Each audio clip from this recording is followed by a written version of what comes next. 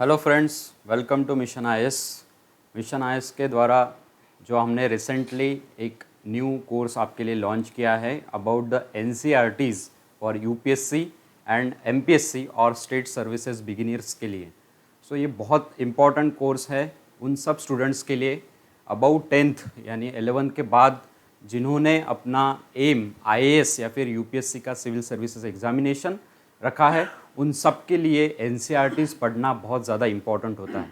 सो उन सब के लिए ये 2 महीने का कोर्स हमने लॉन्च किया है, जिसमें हम कॉम्प्रहेंसिवली सारी एनसीईआरटीज़ 6 to 12th की कॉम्प्रहेंसिवली थोरोली उसको समझने की कोशिश करेंगे और कैसे नोट्स निकाली जाती है, कैसे कंसेप्ट्स क्लियर किए जाते हैं, क्योंकि प्रीलिम्स और मेंस की स्टडी में या फिर इंटरव्यू तक के भी आपके एनसीईआरटी के बेसिक कंसेप्ट्स क्लियर होना बहुत ज़्यादा ज़रूरी होता है। कभी कभी आपको आपके फील्ड रिलेटेड, फॉर एग्जांपल आप साइंस बैकग्राउंड के हो या फिर आर्ट बैकग्राउंड के हो, इंटरव्यू में भी आपको बेसिक कंसेप्ट्स पूछे जाते हैं, जिससे पता चलता है कि आपका बैकग्राउंड कितना क्लियर था। ओके, और तब अगर आपके कंसेप्ट्स क्लियर ना हो तो आपका एक बहुत बुरा असर पड़ता है आपके इंटरव्यू के मार्क्स पर और ओवरऑल इंटरव्यू पे। So through out the process हमारे सारे कंसेप्ट जो इंपॉर्टेंट कंसेप्ट जो है प्रीलिम्स मेंस इंटरव्यू के रिलेटेड या फिर हमारे फील्ड के रिलेटेड जिस बैकग्राउंड से हम आते हैं वो क्लियर होना बहुत ज़्यादा ज़रूरी होता है। और ऐसे ही कंसेप्ट जो है वो एनसीईआरटीज़ में टोटली कवर अप किए जाते हैं। जो आपके प्रीलिम्स में ऑप्शंस रिफ्लेक्ट होते हैं आपके ऑब्जेक्टिव क्वेश्चंस में, और आपके मेंस में भी आप उस कंसेप्ट्स को लिख सकते हो। बहुत सारे डायग्राम्स टेबल्स दिए जाते हैं 6 to 12th के एनसीईआरटीज़ में। फॉर एग्जांपल ज्योग्राफी में कुछ इंपॉर्टेंट मैप्स दिए जाते हैं कि आप अगर मेंस में ज्योग्राफी का आंसर लिख रहे हो तो आप कुछ मैप्स को, कुछ उस एरियाज़ को डिनोट कर सकते हो जिसके लिए आपके मार्क्स जो है वो आपके बूस्ट हो सकते हैं, आपको एक्स्ट्रा मार्क्स मिल सकते हैं। और प्रेजेंटेशन मेन जो है यूपीएससी मेंस आंसर राइटिंग का जो इम्पोर्टेंट माना जाता है वो आपका अच्छा हो सकता है इन द मेंस। सो और प्रीलिम्स में भी डायरेक्टली कुछ ऑप्शंस जो है हमारे ओल्ड और न्यू एनसीईआरटी से रिफ्लेक्ट होते हैं। सो इन सारी चीज़ों को मद्देनज़र रखते हुए हमने सोचा कि जो स्टूडेंट यूपीएससी के लिए प्रिपेयर करना चाहते हैं और प्रिपेयर कर रहे हैं उन सब के लिए ऐसा कोर्स लाए, एनसीईआरटी का बेसिक कोर्स, जिसमें सारी एनसीईआरटीज़ हम थोरोली कॉम्प्रहेंसिवली सबको कवर अप करें, बच्चों के कंसेप्ट्स क्लियर करें और इस कंसेप्ट्स को क्लियर करते वक्त उनको एक्चुअल मटेरियल प्रोवाइड करें। एक्चुअल मटेरियल क्या है, यानी जो भी स्लाइड्स हमने बनाई है वो नोट्स के ज़रिए ही आपको हम प्रोवाइड कर रहे हैं। नोट्स डायरेक्टली जो हमने खुद बनाई है वो आपको प्रेजेंट कर रहे हैं। यानी क्या कि आपको जब मैं आपका लेक्चर लूँगा तो आपको सीधा आपके सामने नोटबुक और पेन रखना है। जो भी मैं एक्सप्लेंस करते जाऊँगा PPTs slides through the notes वो आपको नोट डाउन करने हैं प्रॉपरली। और मेन पर्पज़ हमारा ये है कि आपकी प्रैक्टिस भी होना ज़्यादा ज़रूरी है। सो हर लेसन के बाद हम आपको कुछ क्विज़ यानी प्रीलिम्स के लिए जो क्वेश्चंस बनते हैं इस लेसन पर वो भी आपको प्रोवाइड करेंगे। वो आपको प्रॉपरली टाइम लगाकर सॉल्व करने हैं और एग्जैक्टली यूपीएससी पैटर्न के रिलेटेड ही वो रहेंगे। यानी एक क्वेश्चन को आपको 2 मार्क्स रहेंगे और जो लिमिटेड टाइम पीरियड होता है वो आपको रहेगा। सेकंड चीज़ है कि इस लेसन के रिलेटेड आपको कुछ असाइनमेंट भी दी जाएंगी जिसमें आपको डिस्क्रिप्टिव आंसर्स आपको लिखने हैं। यानी जो भी मैं लेसन पढ़ाऊँगा उस लेसन में से कौन सी चीज़ें आपको पता चली, क्या कंसेप्ट्स आपके क्लियर हुए, और उसके रिलेटेड ही 3 या 4 क्वेश्चंस आपको दिए जाएंगे जो आपको डिस्क्रिप्टिव लिखना है, यानी हाथ से डिस्क्रिप्टिव नोट्स के जरिए लिखना है और आपको सबमिट करना है। इसका महत्व ये है कि एट अ टाइम आपकी प्रीलिम्स की थ्रू द क्विज भी प्रैक्टिस हो रही है और रिटर्न के ज़रिए आपकी मेंस भी आंसर राइटिंग प्रैक्टिस हो रही है। तो ये बहुत अच्छा इनिशिएटिव है जो हम आपके लिए लॉन्च कर रहे हैं। सो आई होप सारे बच्चे जो यूपीएससी के लिए ऑल ओवर इंडिया प्रिपेयर कर रहे हैं वो इसको ज्वाइन कर सकते हैं। सो आज का लेसन हम देखने वाले हैं क्लास 6 का जो हिस्ट्री का एनसीईआरटी है उसके रिलेटेड सेकंड लेसन हम देखने वाले हैं। पहला जो लेक्चर था वो लेसन 1 पर था जिसमें how, where, when and how के रिलेटेड चीज़ें हमने देखी थी। जो लोग बेसिकली कब इवॉल्व हुए थे, उनका हैबिटेशन किस तरह का था, किस तरह से लोग एक जगह से दूसरी जगह माइग्रेट हुए थे, उस माइग्रेशन का रीज़न क्या था, ठीक है। बहुत सारी चीज़ें हमने देखी कि एनवायरमेंटल कंडीशंस थी, हैबिटेबल प्लेसेस के लिए सर्च के लिए वो एक जगह से दूसरी जगह जाते रहे। ऐसी साइट्स उन्होंने देखी जहाँ पे हैबिटेबल लिविंग प्लेस हो, जहाँ पे हम रह सकते हैं, खेती कर सकते हैं, अपनी उपजीविका को संभाल सकते हैं, अपना लिविंग स्टैंडर्ड संभाल सकते हैं, अपना लिविंग स्टाइल बना सकते हैं। सो ये सारी चीज़ें हमने लेसन 1 में देखी। उसके बाद मैंने इम्पोर्टेंट सब कॉन्टिनेंट क्या होता है, सब कॉन्टिनेंट स्पेसिफिकली साउथ एशिया का सब कॉन्टिनेंट आपको बताया कि उसके आसपास की नेबरिंग कंट्रीज़ क्या है, साउथ एशिया में कौन सी कंट्रीज़ आती है, बेसिकली सब कॉन्टिनेंट किसको कहा जाता है। इम्पॉर्टेंट एरियाज़, रीजन्स मैंने बताए, जोग्राफिकल रीजन्स जहाँ पे ह्यूमंस पहले एग्जिस्ट करते थे, जो एक्सकैवेशन में, उत्खनन में चीज़ें सामने आई, उससे हमें पता चला कि यहाँ पे लोग रहते थे, यहाँ पे लोग खेती करते थे, यहाँ पे कुछ ऑक्यूपेशंस पाए गए हैं जिससे हमें पता चला कि जो हमारे पूर्वज थे, हमारे अतीत में, पास्ट में जो लोग रहते थे, वो किस तरह का उनका लिविंग स्टैंडर्ड था। और उससे भी हमें पता चलता है कि आगे की जो सिविलाइजेशंस डेवलप हुई, संस्कृतियाँ डेवलप हुई, वो इन्हीं सारी चीज़ों से धीरे धीरे डेवलप होती गई। ये जो बिगिनिंग है, बिगिनिंग से सिविलाइजेशन तक का सफ़र हमने देखा। रीजन्स जो है इम्पोर्टेंट, उसमें हमने बहुत सारी ऐसी चीज़ें देखी जहाँ पर जो साइट्स है, इम्पोर्टेंट साइट्स, वो रिवर के आसपास बसी हुई है। यानी क्या कि रिवर के आसपास उनको खेती के लिए भी एग्रीकल्चरल लैंड मिल सकती है, और पानी होगा या फिर अदर चीज़ें जो है रियरिंग के लिए या फिर हर्डिंग के लिए फॉर द एनिमल्स, ये भी सारी चीज़ें उनको वहाँ पे मिल सकती है। तो एक तरह से वो टोटली हैबिटेबल प्लेस था उन लोगों के लिए, इसलिए उन्होंने उस रीजन को महत्व दिया और वहाँ पे वो बसे। उसके बाद कुछ इंपॉर्टेंट रिवर्स हमने देखी, जैसे गंगा देखी, इंडस वैली देखी, इंडस रिवर देखी, उसके ट्रिब्यूटरीज देखे इंपॉर्टेंट, उसके आसपास जो हैबिटेशन प्लेस था उसके बारे में भी हमने देखा। और लास्टली हमने देखा कि हिस्ट्री की जो टाइमलाइन होती है वो बहुत ज़्यादा इंपॉर्टेंट होती है पूरे हिस्ट्री को समझने के लिए।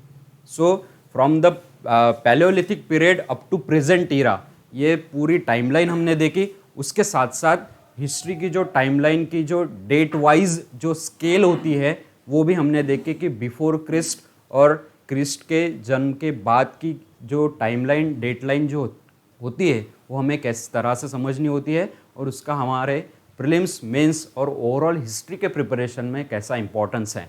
सो अगर आपको एक बार वो डेटलाइन जो है हिस्ट्री की वो समझ में आई तो आपको ओवरऑल हिस्ट्री की सारी घटनाएं समझ में आएंगी। सो वो आप लेसन एक बार देखो, 2 बार देखो, लेकिन एक बार आपको वो डेटलाइन जो है वो समझ में आनी ही चाहिए, अदरवाइज आपको कोई भी आने वाली डेट्स जो है इम्पोर्टेंट जो है वो समझ में नहीं आएंगे। इसलिए आप उस लेसन्स को एक बार 2 बार देखिए, ठीक है। उसके बाद सेकंड लेसन जो है वो हम देखने वाले हैं आज का, वो है on the trail of earliest people. यानी क्या कि कुछ निशान जो मिले बाद में एक्सकैवेशन में धीरे धीरे हमें, कि अर्लीस्ट पीपल यानी जो पहले के लोग थे उनके अलग अलग जगहों पर अलग अलग निशान मिले, ट्रेल यानी निशान मिले। यानी क्या कि एक्सकैवेशन जब हुआ बाय द आर्कियोलॉजिस्ट तो अलग अलग उत्खनन में बहुत सारी चीज़ें हमें मिलती गई, जिससे हम पता लगा सकते हैं कि किस ड्यूरेशन में कौन से लोग पाए गए हमें, वो उनका ऑक्यूपेशन क्या था, उनका क्लोथिंग पैटर्न क्या था, उनका लिविंग स्टाइल क्या था, उनके फूड हैबिट्स क्या थे। ये सारी चीज़ें हमें उस एक्सकैवेशन से पता चलती है। उनका ऑक्यूपेशन क्या था, वो कौन सी टूल्स, कौन से ऑब्जेक्ट्स, कौन सी वस्तुएं उपयोग में लाते थे, और उसका इस्तेमाल किन किन चीज़ों के लिए होता था। तो अर्लीस्ट पीपल जो हमारे पूर्वज जो है वो इस तरह का इस्तेमाल किन चीज़ों के लिए करते थे, ये सारी चीज़ें आज के लेसन में आने वाली है। और कुछ जैसे हमने पहले लेसन में देखा, आज भी लेसन में कुछ इंपॉर्टेंट रीजन्स आने वाले हैं जो हम मैप के ज़रिए समझेंगे, ठीक है। सो आज का लेसन बहुत ज़्यादा इंपॉर्टेंट है। सो देखते हैं कि पहले क्या कहा गया है कि earliest people why were they on the move. पहले लेसन में हमने देखा था कि लोग क्यों ट्रैवल करते हैं, व्हाई डू पीपल ट्रैवल। आज के लेसन में हम देख रहे हैं कि एक जगह से दूसरी जगह यानी छोटी छोटी चीज़ों के लिए लोग मूव क्यों कर रहे हैं, ठीक है। हमने पहले लेसन में ये समझने की कोशिश की थी कि माइग्रेशन तब होता है जब कुछ जोग्राफिकल कंडीशंस अफेक्ट हुई हो, या फिर ऐसी कुछ क्लाइमेटिक कंडीशंस हुई हो जिसमें वो हैबिटेशन या फिर सर्वाइव करना मुश्किल हो, तो लोग एक जगह से एक कंटिनेंट से दूसरे कंटिनेंट में भी जाते थे, ठीक है। सो एक देश से, एक रीजन से दूसरी जगह तो जाते ही थे, लेकिन एक कॉन्टिनेंट से दूसरे कॉन्टिनेंट में भी लोग जाते थे। सो इतना बड़ा सफ़र होता था पहले माइग्रेशन में, ठीक है, due to the extreme climatic conditions. So आज के लेसन में है कि ये तो हुआ ही था, लेकिन रीजन में छोटी छोटी चीज़ों के लिए भी मूवमेंट होता था। जैसे हमने कहा कि पहले लेसन में मोस्ट ऑफ द पीपल जो है before the development of agriculture, यानी खेती का विकास होने के पहले बहुत सारे लोग हंटिंग और गैदरिंग करते थे। यानी क्या कि पशुओं की हत्या करना, उनका मांस खाना, उसके बाद गैदरिंग भी करते थे, यानी कि कुछ फॉरेस्ट से जो प्रोडक्ट्स मिलते थे उसको गैदर करना, उस पर सर्वाइव करना। सो हंटिंग गैदरिंग पहले मेन ऑक्यूपेशन होता था हमारे अर्लीस्ट पीपल का, पहले लोगों का। सो उसके बाद फिर एग्रीकल्चर की डेवलपमेंट होती है और उसके बाद अलग अलग ऑक्यूपेशंस डेवलप होते हैं। लेकिन जो हंटिंग गैदरिंग है, हंटिंग में भी हमें पता है कि अगर एक पशु की शिकार करनी हो तो बहुत सारे लोगों को उस पशु के पीछे भागना पड़ता है। सो एक जगह से दूसरी जगह मूवमेंट हो रहा है। सो ऐसे पशु को अगर हम भागते भागते उसके पीछे जा रहे हैं तो हो सकता है वो पशु 1-2 किलोमीटर, 10 किलोमीटर, 20 किलोमीटर इन लोगों को दौड़ाए। सो एक जगह से दूसरी जगह मूवमेंट हुआ। अब वो लोग पीछे तो नहीं आएंगे, उनको लगेगा कि अब हम यही बसेंगे, यहाँ पे अगर हमें कुछ हैबिटेबल प्लेस मिलता है या फिर यहाँ पे कुछ हंटिंग के लिए प्रॉपर एरिया मिलता है तो हम यहीं पे बसेंगे। सो ये छोटी छोटी मूवमेंट भी उस अर्लीस्ट लोगों की, हमारे पूर्वज लोगों की होती थी। सो मूवमेंट का एक ये भी रीज़न है कि हंटिंग गैदरिंग, जैसे मैंने यहाँ पे लिखा है कि हंटिंग गैदरिंग के लिए भी ये मूवमेंट होता था। लेकिन जो मैंने पहले लेसन में टाइमलाइन बताई थी उसमें एक डिनोट किया था कि 2 million years ago to about 12,000 years ago तक, यानी पैलियोलिथिक एज जो है हमारा, ठीक है, पैलियोलिथिक एज यानी पाषाण युग जो है उसमें ये सारी चीज़ें हुई है, ठीक है। सो पहले before the development of agriculture, ये between 2 million years ago up to 12,000 years ago, 12,000 years ago, इस दौरान की ये सारी चीज़ें हैं, ठीक है। सो मेन ऑक्यूपेशन जो था वो हंटिंग गैदरिंग था, ठीक है। किसके लिए था कि फूड को गैदर करना है, फूड यानी अन्न जो है, खाने की चीज़ों जो है उसको कलेक्ट करना है। इसमें एक तो एनिमल्स होते थे, कुछ फिश होते थे, बर्ड्स होते थे, और पेड़ से कुछ रूट्स होते थे, फ्रूट्स होते थे। ये सारी चीज़ें जो है खाने की चीज़ें वो अलग अलग तरीके से, अलग अलग सोर्स से कलेक्ट की जाती थी। सो एनिमल्स की हंटिंग होती थी, लेकिन जब लोग ये हंटिंग करते थे 10-10 किलोमीटर उस पशु के पीछे भागते थे तो इनके जहन में, इनके दिमाग में ये आया कि अगर हमारे पास कुछ एक्स्ट्रा स्किल्स हो, ठीक है, हमारे पास कुछ स्किल्स हो तो उसके ज़रिए हमें इतना दूर भागने की ज़रूरत नहीं पड़ेगी। यानी क्या, स्किल्स तो होनी चाहिए, यानी क्या कि मूवमेंट ऑफ एनिमल्स कैसे हो रहा है इसको समझना, ठीक है, हंटिंग कैसे एग्जैक्टली करना है इसको समझना, और उसके साथ साथ कुछ वेपन्स क्रिएट करना जिसके जरिए हमें 10 किलोमीटर, 20 किलोमीटर, 50 किलोमीटर भागने की ज़रूरत ना पड़े। उस वेपन के ज़रिए ही हम, उस शस्त्र के ज़रिए ही हम उस पशु को उसी जगह पर मार सकते हैं। सो ये स्किल्स जो है, रिक्वायर्ड स्किल्स, ये लोगों के जहन में धीरे धीरे आने लगे कि हम इस टूल्स को, इन वेपन्स को, इन शस्त्र को डेवलप कर सकते हैं और कुछ ह्यूमन रिलेटेड स्किल्स भी हम डेवलप कर सकते हैं, ठीक है। सो हमें पता है कि अगर हंटिंग करनी है प्रॉपरली तो लोगों को पता चला कि हमें रिक्वायर्ड स्किल्स चाहिए, यानी क्या कि अलर्टनेस भी चाहिए, हमें क्विकनेस चाहिए, सिर्फ भागना ही नहीं है हमें, ठीक है। उसके बाद प्रेजेंस ऑफ माइंड की भी ज़रूरत थी। तो ये 2-3 चीज़ें लोगों के ध्यान में आई। उसके बाद फ्रूट्स, नट्स, सीड्स, लीव्स, उसके बाद एग्स जो है ये गैदर करने में भी प्लांट्स जो है वो एडिबल होने चाहिए, यानी उनसे जो ये fruits, roots, leaves, eggs, seeds हम खाने वाले हैं वो एडिबल होने चाहिए, यानी खाने लायक भी होने चाहिए। Otherwise may be people get infected हो सकते हैं, उससे उनकी मृत्यु भी हो सकती थी। सो एडिबल होना ये लोगों के ध्यान में आया कि ऐसी प्लांट्स को हम चूज़ करें जिसके जो फ्रूट्स है, लीव्स है या फिर सीड्स है, नट्स है, ये हम खा सकते हैं, ठीक है। सो एडिबल चीज़ें फिर लोग धीरे धीरे ढूंढने लगे। उसके साथ साथ लोगों के ध्यान में ये भी आया कि एक जगह से दूसरी जगह मूव कर रहे हैं, तो जो प्लांट्स है वो प्लांट्स, कुछ प्लांट जो सीजनेबल भी होते हैं ना, सो हम देखते हैं कि कुछ प्लांट जो सीजनेबल होते हैं, यानी कुछ फ्रूट्स के जो प्लांट्स होते हैं, वो जो फ्रूट्स होते हैं वो उसी सीज़न में आते हैं। बाकी के फॉर एग्जांपल एक आधा फ्रूट होगा वो 3-4 महीने के उस सीज़न में ही आएगा, बाकी के 7-8 महीने वो सीज़न में नहीं रहेगा या फिर नहीं आएगा, ग्रो नहीं होगा, रिपन नहीं होगा। सो इससे क्या होगा कि 4-5 महीने तो लोगों को मिल गया, लेकिन उसके बाद जो 7-8 महीने का टाइम पीरियड है उसमें तो लोग भूखे ही रहेंगे ना।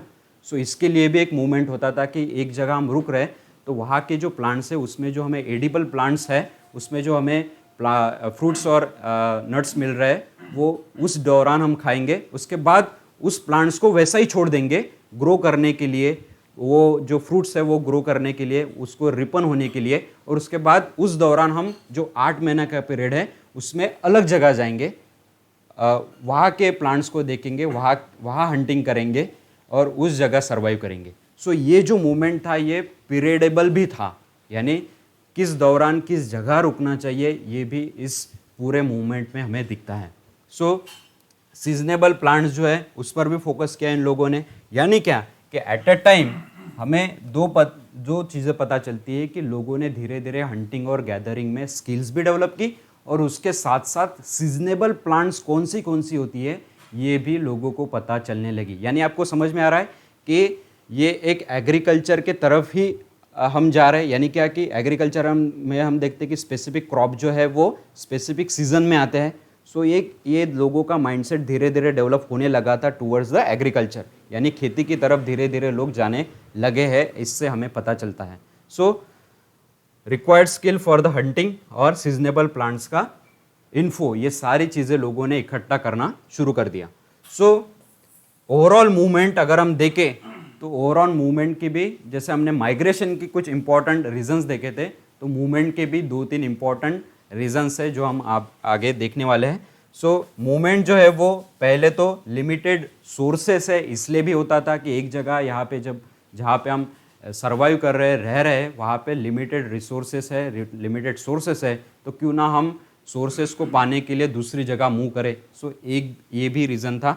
सो प्लांट्स के लिए जैसे मैंने बताया कि सीजनल प्लांट्स होते हैं तो उनको ग्रो करने के लिए, बढ़ने के लिए थोड़ा सा टाइम पीरियड चाहिए, ठीक है। So plants need to grow. Second है एनिमल्स जो है एक जगह से दूसरी जगह जाते हैं। जैसे मैंने कहा कि हंटिंग गैदरिंग में बहुत सारे लोगों को एक जगह से दूसरी जगह बहुत सारा किलोमीटर का फासला तय करना होता था। सो ये भी चीज़ें हमें ध्यान में रखनी है कि एनिमल्स के लिए भी मूवमेंट होता था। और ओवरऑल चीज़ों को देखें तो फूड के लिए सारा खेल था, खाने के लिए सारा खेल था कि प्लांट्स और एनिमल्स हमें चाहिए खाने के लिए, सर्वाइव के लिए, तो एक जगह से दूसरी जगह हमें जाना ही पड़ेगा। सो उसके बाद मूवमेंट का कुछ और रीजंस है जो हम देखते हैं कि एनिमल्स मूवमेंट भी होती थी, ठीक है। सो इनके सर्च में भी एक जगह से हमें दूसरी जगह जाना पड़ता था। प्लांट्स हमने देखे कि सीजनल प्लांट्स थे, सो उनको ग्रो करने में टाइम लगता था। उसके बाद ये तो रीजंस थे ही, उसके बाद जैसे मैंने बताया कि माइग्रेशन एक्सट्रीम कंडीशन के लिए होता था, ऐसा मूवमेंट भी जो मूवमेंट था लोगों का वो भी हैबिटेबल प्लेसेस के लिए होता था, यानी रहने लायक जगह होनी चाहिए, ठीक है। कुछ विंड्स आते हैं, एक्सट्रीम विंड्स आते हैं, कोल्ड सिचुएशन होती है, एक्सट्रीम रेन आता है, तो उससे बचने के लिए ऐसी जगह हम देखें जहाँ पे मैं, मेरा परिवार, ये हम सर्वाइव कर पाए, ठीक है। सो लोगों ने वाटर के लिए, यानी जहाँ पे हमें पानी मिले, ठीक है। सो इन सर्च के लिए तो प्लेसेस की सर्च की ही, उसके अलावा हैबिटेबल प्लेस के लिए भी सर्च हुई जिसमें केव्स थे बेसिकली। सो आज भी हम एक्सकवेशन करते हैं तो हमें कुछ केव्स मिलते हैं, यानी कुछ स्टोन के रिलेटेड चीज़ें मिलती है, कुछ केव्स मिलती है जिसमें हमें पता चलता है कि वहाँ पे कुछ पेंटिंग्स वगैरह मिलती है, जैसे आगे हम साइड देखने वाले हैं, ठीक है। गुफाएं जिसको कहते हैं कि गुफाएं मिलती है जिसमें लोग रहते थे, इसके कुछ अवशेष भी मिले हैं, कुछ उत्खनन में चीज़ें भी मिली है, पेंटिंग्स वगैरह मिली है कुछ इंपॉर्टेंट साइट्स पर, जिससे हमें पता चलता है कि हमारे जो अर्लीस्ट पीपल थे वो वहाँ पे रह रहे थे, उनके लिए वो हैबिटेबल प्लेस होती थी। सो केव्स और वाटर के लिए भी सर्च था, तो इसके लिए भी लोगों का मूवमेंट होता था। और उसके बाद to meet their relatives on foot, यानी क्या कि जैसे मैंने बताया कि हंटिंग में अगर फॉर एग्जांपल मेल होंगे, सो मेल डोमिनेंट अगर हम माने उस दौरान की लोगों को, सो लोग जो पूरे परिवार में मेनली मेल लोग जो है यानी इंसान पुरुष लोग जो है वो हंटिंग के लिए जाएंगे, यानी क्या कि उनके बच्चे और उनकी पत्नियां या फिर उनके जो फैमिली है अदर वो वहीं पे रहेंगी। सो मूवमेंट होने के बाद अगर वो 10-15 किलोमीटर का फासला करते हैं by the hunting, so hunting के बाद उनको पता चला कि हमारा परिवार तो पीछे ही रह गया, सो परिवार को साथ में लाने के लिए फिर से उनको मूवमेंट करना पड़ता था। ठीक है, सो और परिवार को लेके फिर ऐसी जगह जाए जहाँ पे हम सर्वाइव कर पाए, यानी केव्स होंगे, गुफाएं होंगी जहाँ पे प्रॉपर अमाउंट पर पानी हमें मिलेगा। सो ये सारी चीज़ों के लिए भी मूवमेंट होता था। सो रिवर्स में भी लोग फिर ऐसी रिवर्स खोजने लगे जो पेरिनियल हो, यानी थ्रू आउट द ईयर बहती हो। ठीक है, साल भर के लिए बहती हो, ऐसी रिवर्स वो ढूंढने लगे। यानी क्या कि धीरे धीरे हम देखते हैं कि इवोल्यूशन ऑफ मैन के बाद धीरे धीरे लोगों ने अपने दिमाग को भी डेवलप करना धीरे धीरे शुरू कर दिया। जब आप एंथ्रोपोलॉजी ऑप्शनल लेते हो तो उसमें ये सारी चीज़ें रहती है कि इवोल्यूशन कैसे हुआ मैन का, किस तरह से उसने धीरे धीरे अपने माइंड को एनवायरमेंट होगा, क्लाइमेट होगा, उसके ज़रिए डेवलप करना शुरू कर दिया, और नेचर में वो किस तरह से सर्वाइव कर पाया। सो नेचर ही हमें सिखाता है कि किस तरह हमें सर्वाइव करना है, किस तरह से हमें हमारी स्किल्स जो है डेवलप करनी है। ठीक है, सो इस तरह का वो प्रॉपर मूवमेंट था लोगों का। सो हमने टाइमलाइन पिछले लेसन में देखे थे कि पहला जो पीरियड है वो पैलियोलिथिक पीरियड है, जो हम हिस्ट्री डिटेल में आगे देखने वाले उसमें एग्जैक्टली हम देखेंगे कि लोअर पैलियोलिथिक क्या होता है, मिडल पैलियोलिथिक क्या होता है, अपर पैलियोलिथिक क्या होता है, यानी एग्जैक्टली जो स्टोन एज है, पाषाण युग है, वो किस तरह का था, किस तरह के वो तीनों भी स्टेजेस में डेवलपमेंट हुई, ह्यूमन की भी और टूल्स की भी और ऑब्जेक्ट्स की भी। ठीक है, उसके बाद आता है मेजोलिथिक। मेजोलिथिक बेसिकली पैलियोलिथिक जैसे हमने बताया था कि 2 मिलियन ईयर्स टू 12,000 ईयर्स एगो तक के था। उसके बाद अप टू 10,000 ईयर्स एगो तक के ये मेजोलिथिक था। उसके बाद अप टू 8,000 टू 7,000 तक के न्यूलिथिक था। ठीक है, और उसके बाद सिविलाइजेशंस डेवलप हुई from the 6 to 5,000 years ago के बाद। ठीक है, सो ओवरऑल हमें चीज़ें पता होनी चाहिए कि हिस्ट्री एग्जैक्टली इवॉल्व कैसी हुई है। तो हिस्ट्री को जब हम समझते हैं तो हमें पैलियोलिथिक पीरियड से हमें समझना होता है स्टोन एज। स्टोन एज यानी इसको स्टोन एज क्यों कहा जाता है? सिंपल है कि जो भी यूजेबल चीज़ें थी वो स्टोन के रिलेटेड ही थी, यानी स्टोन से ही बनाई जाती थी। ठीक है, और उसके साथ साथ जो हंटिंग के जरिए जो एनिमल्स कलेक्ट किए जाते थे, अब उसका जो खाने की चीज़ें वो तो हमने निकाल ली उसमें की, अब जो बोन्स बची है उसका भी इस्तेमाल लोग क्या करते थे कि बीड्स होंगी या फिर स्पेसिफिक साइंस होंगी, चिन्ह होंगे कि लोगों को अगर हमारे लोगों को ढूंढना है तो उनके पास ऐसी कुछ चीज़ होनी चाहिए कि जिससे हम एग्जैक्टली पता लगा सकते कि ये हमारे क्लैन के, हमारे ट्राइब के हैं या फिर हमारे ग्रुप के लोग हैं। सो ये भी था कि बोन से भी कुछ बीड्स या फिर कुछ ऑर्नामेंट्स बनाएं जिसके ज़रिए हम अपने लोगों को पहचान सकते हैं। सो स्टोन एज में बेसिकली स्टोन का ही उपयोग ज़्यादातर किया गया है, इसलिए उसको पाषाण युग या फिर स्टोन एज कहा जाता है। उसके बाद मेजोलिथिक एज है। मेजोलिथिक एज में भी स्टोन का यूज कंटिन्यू ही हुआ, लेकिन उसके साथ साथ कुछ अलग तरह की ऑब्जेक्ट्स जो है वो भी डेवलप होते गए। फॉर एग्जांपल जैसे मैंने बताया कि बोन की चीज़ें पता चलने लगी। ठीक है, उसके साथ साथ अलग अलग टूल्स डेवलप हुए थे। ठीक है, हंटिंग के टूल्स अलग अलग डेवलप हुए थे। उसके बाद न्यूलिथिक में मैंने पिछले लेसन में ही कहा था कि एग्रीकल्चर मेनली डेवलप हुई थी। जो अर्लीस्ट विलेज हमने देखा, अब तक का अर्लीस्ट विलेज जो एक्सकैवेट किया है वो मेहरगढ़ है, जो पाकिस्तान, प्रेजेंट पाकिस्तान में है, यानी इंडस वैली सिविलाइजेशन के पहले का इसको माना जाता है विलेज, जहाँ पे हमें एग्रीकल्चर के साइंस मिलते हैं, एग्रीकल्चर के एक्सकैवेशन में चीज़ें मिलती है, जो नियर अबाउट 8,000 to 7,000 ईयर्स के दौरान यहाँ पे ये एग्रीकल्चर हुआ था, यानी वहाँ पे एक छोटी तरह की विलेज लाइफ डेवलप हुई थी। ठीक है, सो ये हो गया आईवीसी के पहले, यानी इंडस वैली सिविलाइजेशन, सिंधु संस्कृति के पहले ही ये डेवलप हुआ था विलेज लाइफ वहाँ पे मेहरगढ़ में। ठीक है, सो उसके बाद हम देखते हैं कि इंडस वैली सिविलाइजेशन डेवलप होता है नियर अबाउट 6 to 5,000 ईयर्स आगो के बाद, ठीक है। उसके बाद सिविलाइजेशन आता है, संस्कृतियाँ आती है 5,000 ईयर्स के बाद की, ठीक है, जिसमें इंडस वैली सिविलाइजेशन है। उसके दौरान ही अलग रीजन्स में ऑफ द वर्ल्ड अलग सिविलाइजेशंस मानी जाती है, जैसे मेसोपोटामिया जो प्रेजेंट टर्की के आसपास डेवलप हुई थी, चाइना में उसके लेटर पीरियड में चाइना में भी इस तरह की संस्कृतियाँ डेवलप हुई थी, सिविलाइजेशंस डेवलप हुई थी। सो ये हो गया ओवरऑल मूवमेंट के रीजंस, और ये हमने जो टाइमलाइन देखी थी उसको भी हमने एक बार और दोबारा रिपीट किया है, इसको आप समझ सकते हैं। उसके बाद देखते हैं कि how do we know about this people. अब ये जो लोग मूवमेंट कर रहे थे अलग अलग चीज़ों के लिए, for the habitable place, for the survival place, उसके बाद ये लोग एग्जैक्टली किस तरह से इन लोगों को हम जान सकते हैं, ठीक है। सो जैसे मैंने बताया पहला रीज़न कि एक्सकैवेशन में ये सारी चीज़ें मिली है, उत्खनन में ये सारी चीज़ें हमें पता चली है। उसके साथ साथ जैसे एक्सकैवेशन जब होता है, फॉर एग्जांपल एक ऑब्जेक्ट मिला, तो ऑब्जेक्ट का जो कितना एज है इसका, यानी कितने साल पहले की ये चीज़ है, इसको जानने के लिए भी कुछ टेक्निक्स होती है जो आगे हम लेसन्स में देखने वाले हैं। जैसे कार्बन डेटिंग हो गया। सो कार्बन एक ऑब्जेक्ट में या फिर एक लिविंग ऑर्गेनिज्म में रहता ही है, सो उसके ज़रिए हम पता लगा सकते हैं कि ये चीज़ जो है, ये ऑब्जेक्ट जो है, ये लिविंग ऑर्गेनिज्म जो है या फिर ये बोन जो है वो कितने साल पहले की है, ठीक है।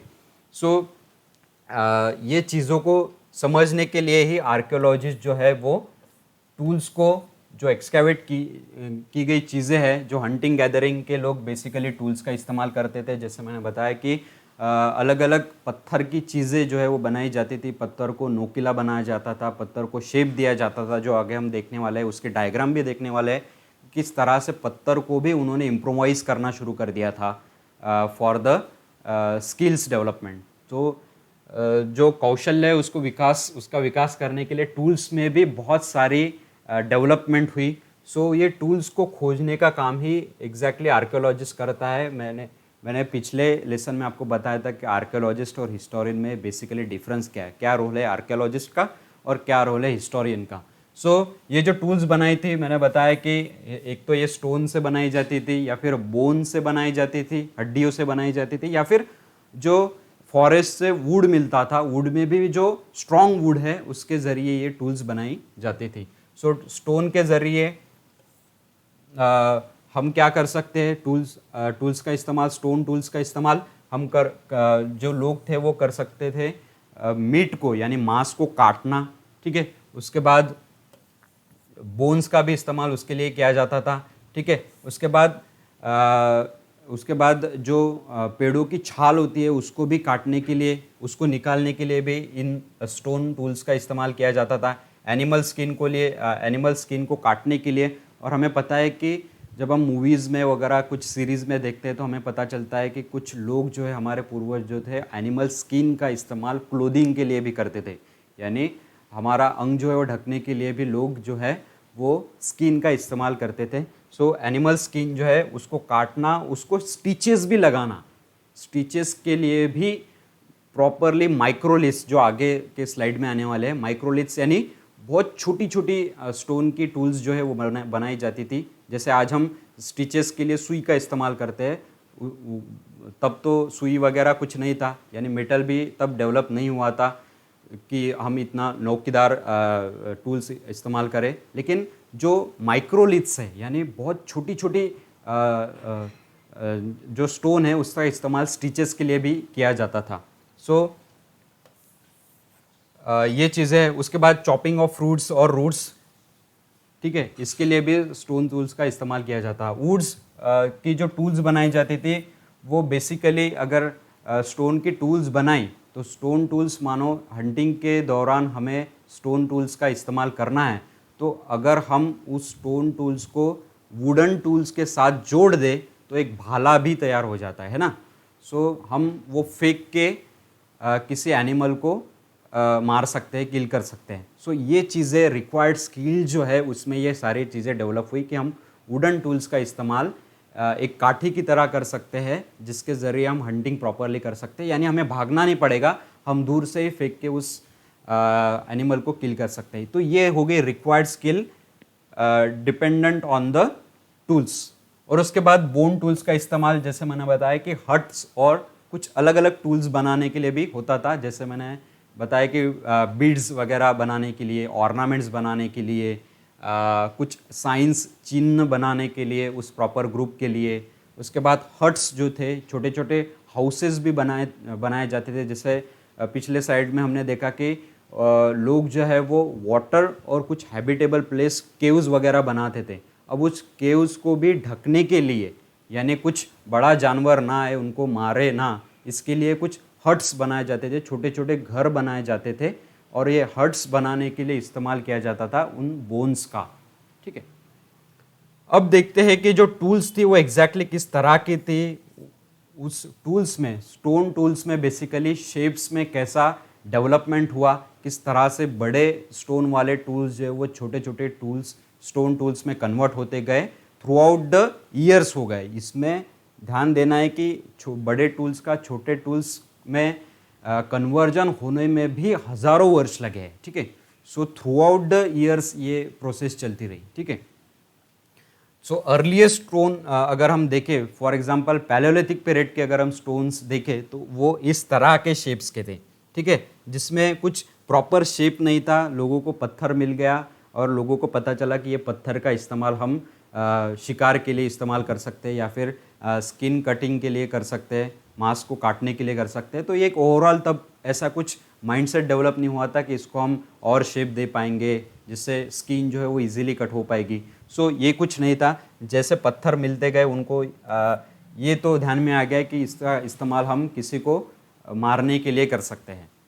ठीक है, सो अर्लीस्ट स्टोन टूल्स की डायग्राम इस तरह की है, जिसमें कुछ प्रॉपर शेप नहीं था उस स्टोन टूल्स को या फिर उस स्टोन को।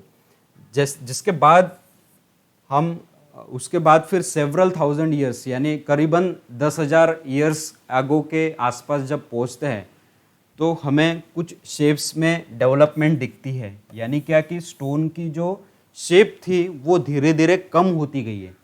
यहाँ पे प्रॉपर शेप नहीं है, लेकिन टूल्स में स्टोन की जो शेप है वो कम होती गई है। यानी लोगों को पता चल गया है कि हम अगर बड़ा पत्थर ले तो वो वेटेड भी होता है, वो फेंकने में भी या फिर मारने में भी हमें दिक्कत होगी। इसके लिए अगर हम छोटा टूल इस्तेमाल करें जो थोड़ा सा नोकीला हो, ठीक है, उसको थोड़ा सा शेप हो, तो उसके ज़रिए हम इजीली हंटिंग कर सकते हैं। सो सेवरल थाउजेंड ईयर्स में ये कुछ चेंजेस हुआ। उसके बाद देखते हैं हम कि उसके बाद के ईयर्स में, उसके बाद कुछ 1000 ईयर्स के बाद अब स्टोन को शेप आने लगा है। देखिए यहाँ पर कि स्टोन को प्रॉपरली दोनों साइड से शेप आने लगा। यानी क्या कि कटिंग प्रॉपरली होने लगी, स्किन की कटिंग प्रॉपरली लोग करने लगे, प्रॉपरली शेप आने लगा। ये जो है, इसको अगर हम वुडन स्टिक के साथ जोड़ दें तो हम प्रॉपरली हंटिंग भी कर सकते हैं दूर से। सो ये सारी चीज़ें धीरे धीरे डेवलप होने लगी। और ड्यूरिंग अबाउट 10,000 ईयर्स अगो, जैसे मैंने बताया पिछले स्लाइड्स में कि माइक्रोलिथ्स डेवलप हुए थे during the Mesolithic age. Mesolithic age यानी during the 12,000 years to 10,000 years ago. तो इस दौरान माइक्रोलिथ्स डेवलप हुए थे। देखिए यहाँ पे शेप प्रॉपरली एकदम कम हो गया। ठीक है, और ये इजीली कैरिएबल भी थे, और इसको वुडन स्टिक के साथ, वुडन टूल्स के साथ हम जोड़कर प्रॉपरली हंटिंग भी लोग करने लगे। इसका इस्तेमाल जैसे मैंने बताया कि स्टिचेस देने में भी लोग करने लगे, क्लोथ को स्टिचेस देने में भी करने लगे। ठीक है, उसके बाद cutting of the animal skin के लिए भी इस्तेमाल करने लगे। तो ये सारी चीज़ें इन माइक्रोलिथ से लोग करने लगे थे। और इसके साथ साथ कुछ पेबल्स भी है, नेचुरल पेबल्स भी लोग कलेक्ट करने लगे। इन नेचुरल पेबल्स का इस्तेमाल लोग ऑर्नामेंट्स के लिए भी करने लगे। प्रेशियस स्टोन्स कुछ उस रिवर में के या फिर ड्यूरिंग द सर्च लोगों को मिलने लगे कुछ इंपॉर्टेंट पेबल्स, जिसमें कुछ शाइनिंग थी, कुछ अलग अलग कलर्स के पेबल्स लोगों को मिलने लगे। पत्थर ही थे वो, कुछ अलग अलग कलर के लोग मिलने लगे। तो इसका इस्तेमाल लोग किसके लिए करेंगे? इसका इस्तेमाल लोग फिर करने लगे फॉर द ऑर्नामेंट्स। ठीक है, ज्वेलरीज बनाने के लिए, बीड्स बनाने के लिए, ठीक है, मनका वगैरह जो होता है हाथ का, उसको बनाने के लिए लोग करने लगे। सो इस प्रोसेस में हम देख सकते हैं कि स्टोन टूल्स का इस्तेमाल लोग हंटिंग गैदरिंग के लिए तो करते ही थे, हंटिंग के लिए प्रॉपरली तो करते ही थे, क्लोथिंग के लिए, स्टिचेस देने के लिए, उसके साथ साथ लोग पेबल्स जो थे यानी एक प्रकार के स्टोन ही थे, उसका इस्तेमाल ज्वेलरीज के लिए भी करने लगे। यानी क्या कि लोगों का अलग अलग ऑक्यूपेशन में, अलग अलग चीज़ों में लोगों का माइंड जो है वो डेवलप होने लगा था। ठीक है, उसके बाद देखते हैं कि choosing a place to live in, यानी हैबिटेबल प्लेस एग्जैक्टली लोग कैसे चूज करने लगे कि ये हमारे लिए हैबिटेबल प्लेस है, यहाँ पे हम रह सकते हैं, यहाँ पे हमें प्रॉपर अमाउंट ऑफ वाटर मिल सकता है, प्रॉपर अमाउंट ऑफ फूड मिल सकता है, प्रॉपर अमाउंट ऑफ सारी चीज़ें मिल सकती है, हम यहाँ पे हमारा ऑक्यूपेशन डेवलप कर सकते हैं, हमारे लिए हमें शिकार के लिए यहाँ पे प्रॉपर अमाउंट ऑफ एनिमल्स मिल सकते हैं, एडिबल प्लांट्स मिल सकते हैं जिसके ज़रिए हम फ्रूट्स, सीड्स होंगे या फिर नट्स होंगे उसकी ज़रूरत पूरी कर सकते हैं। सो ये सारी चीज़ें लोग समझने लगे पहले एक कौन सा भी रीजन, एक प्लेस उसको हैबिटेबल बनाने के पहले। ठीक है, सो हैबिटेशन साइट्स, फिर अलग अलग तरह की साइट्स डेवलप होने लगी जहाँ पर ये सारी चीज़ों का, इस सारे पहलू का पहले समझकर ये सारी साइट्स जो है वो सिलेक्ट करने लगे लोग। सो उसमें हैबिटेशन साइट्स थी कुछ जहाँ पे लोग रह सकते थे, तो इसका बेस्ट एग्जांपल है जहाँ पे आर्कियोलॉजिकल साइट्स इसको कहा जाता है, और एक्सकावेशन में ये सारी साइट्स हमें प्राप्त हुई है, मिली है, जिसमें पहली इंपॉर्टेंट साइट्स है भीमबेटका, जो एमपी में, मध्य प्रदेश में एक टूरिस्ट प्लेस भी है। आप भी वहाँ पे जा सकते हो, देख सकते हो कि वहाँ पे केव्स बहुत सारी है, केव्स में पेंटिंग्स है, यानी ये जो लोग रहते थे तब कलर्स का इस्तेमाल भी लोग करते थे फॉर द पेंटिंग्स।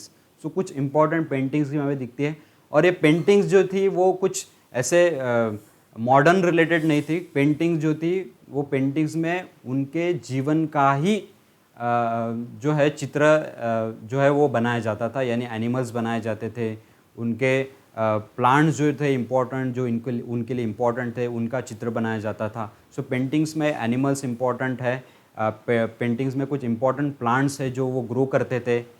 ठीक है, सो इन सारी चीज़ों की पेंटिंग्स हमें उस भीमबेटका केव्स में मिलती है। सो ओवरऑल उनकी जो लाइफस्टाइल थी उनके रिलेटेड वो पेंटिंग्स वहाँ पे हमें देखने को मिलती है। सो केव्स है बेसिकली, भीमबेटका केव्स कहा जाता है उसको। सो लोगों के लिए, जो पूर्वज थे हमारे, उनके लिए एक रॉक शेल्टर था, यानी पत्थरों का एक रहने लायक जगह थी। ठीक है, जहाँ पे लोग प्रोटेक्ट कर पाते थे अपने आप को from the extreme rain, extreme heat और एक्सट्रीम विंड। ठीक है, सो एक्सट्रीम क्लाइमेटिक कंडीशंस अगर आई तो उससे बचने के लिए ये केव्स का इस्तेमाल किया जाता था। तो इम्पॉर्टेंट साइट है भीमबेटका। आपको प्रीलिम्स में ये साइट पूछ सकते हैं through the match of the pair, यानी एक साइड में आपको साइट देंगे, दूसरे साइड में उस साइट का स्टेट भी दे सकते हैं, यानी ये जो साइट है ये किस स्टेट से बिलोंग करती है, किस प्लेस से बिलोंग करती है, या फिर ये जो साइट है यहाँ पे इंपॉर्टेंट फाइंडिंग्स क्या है। ठीक है, सो इंपॉर्टेंट क्वेश्चन है, ये आप लिख सकते हो साइड में आपके नोट्स में कि match of the pair, match of the pair में आपको एक साइड में आपको साइट देंगे और दूसरी जगह इंपॉर्टेंट फाइंडिंग्स देंगे, यानी इस जगह इंपॉर्टेंट चीज़ें क्या मिली हैं। सो भीमबेटका में हमने देखा कि केव साइड है जहाँ पे हमें कुछ इंपॉर्टेंट पेंटिंग्स मिली है। ठीक है, सो ये हो गया। कुछ नेचुरल केव्स भी होती थी, यानी लोग तो कुछ रॉक शेल्टर्स को शेप देते ही थे अपने हिसाब से, लेकिन कुछ नेचुरल केव साइट्स भी मिली है हमें, कुछ नेचुरल रॉक शेल्टर्स भी मिले हैं जो बेसिकली विंध्यास, जो हमने पहले लेसन में देखा था, विंध्यास माउंटेन रेंज, जो डिसकंटिन्यूस माउंटेन रेंज है। ठीक है, गुजरात से शुरू होती है और यूपी बिहार तक के वो डिसकंटिन्यूसली स्प्रेड हो चुकी है। सो ये डिसकंटिन्यूस विंध्यास रेंज जो है, इसके आसपास भी हमें कुछ इम्पॉर्टेंट नेचुरल केव्स मिलती है, जहाँ पे उत्खनन के दौरान, एक्सकावेशन के दौरान ये पता चला कि यहाँ पे लोग रहते थे और इस शेल्टर का इस्तेमाल उन्होंने किया है। ठीक है, सो उसके साथ साथ डेक्कन प्लेटू भी हमारा सेंट्रल रीजन जो है इंडिया का, वहाँ पे डेक्कन प्लेटू है।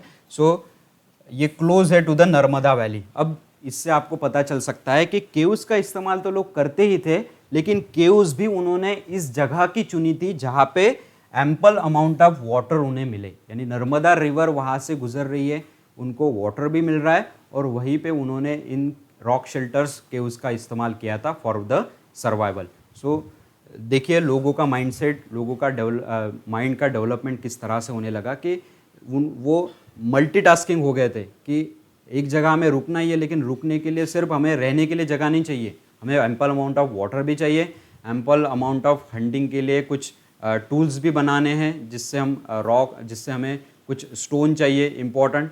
उसके बाद हंटिंग और गैदरिंग के लिए यहाँ पे कुछ आसपास ऐसी चीज़ें भी होनी चाहिए, एम्पल अमाउंट ऑफ एनिमल्स भी होने चाहिए, और प्लांट्स भी होनी चाहिए जिसके फ्रूट्स का, सीड्स का हम इस्तेमाल कर सकते हैं फॉर द फूड, खाने के लिए। सो इन सारी चीज़ों का ध्यान में देकर, इन सारी चीज़ों को ध्यान में देकर ही वो साइट जो है, हैबिटेशन साइट जो है, वो सिलेक्ट की जाती थी। सो फर्स्ट इम्पॉर्टेंट जो है हैबिटेशन साइट, कि लोग उस साइट का किस तरह से उसको सिलेक्ट करते थे। सो हैबिटेशन साइट देखा हमने। नेक्स्ट है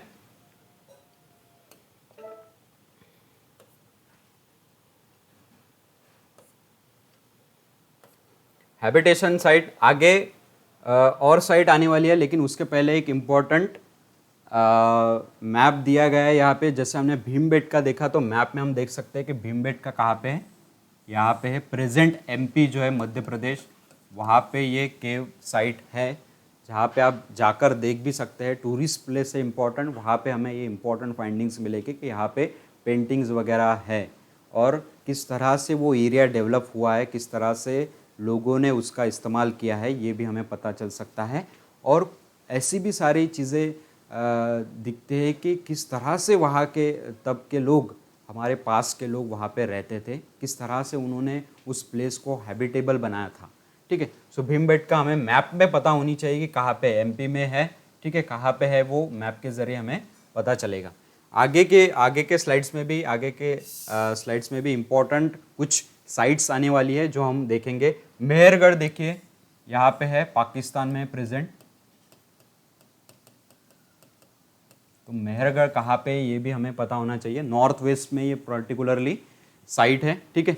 आगे चलकर बहुत सारी इंपॉर्टेंट साइट भी आने वाली है, ठीक है, जो हम इस लेसन में देखने वाले हैं। ठीक है।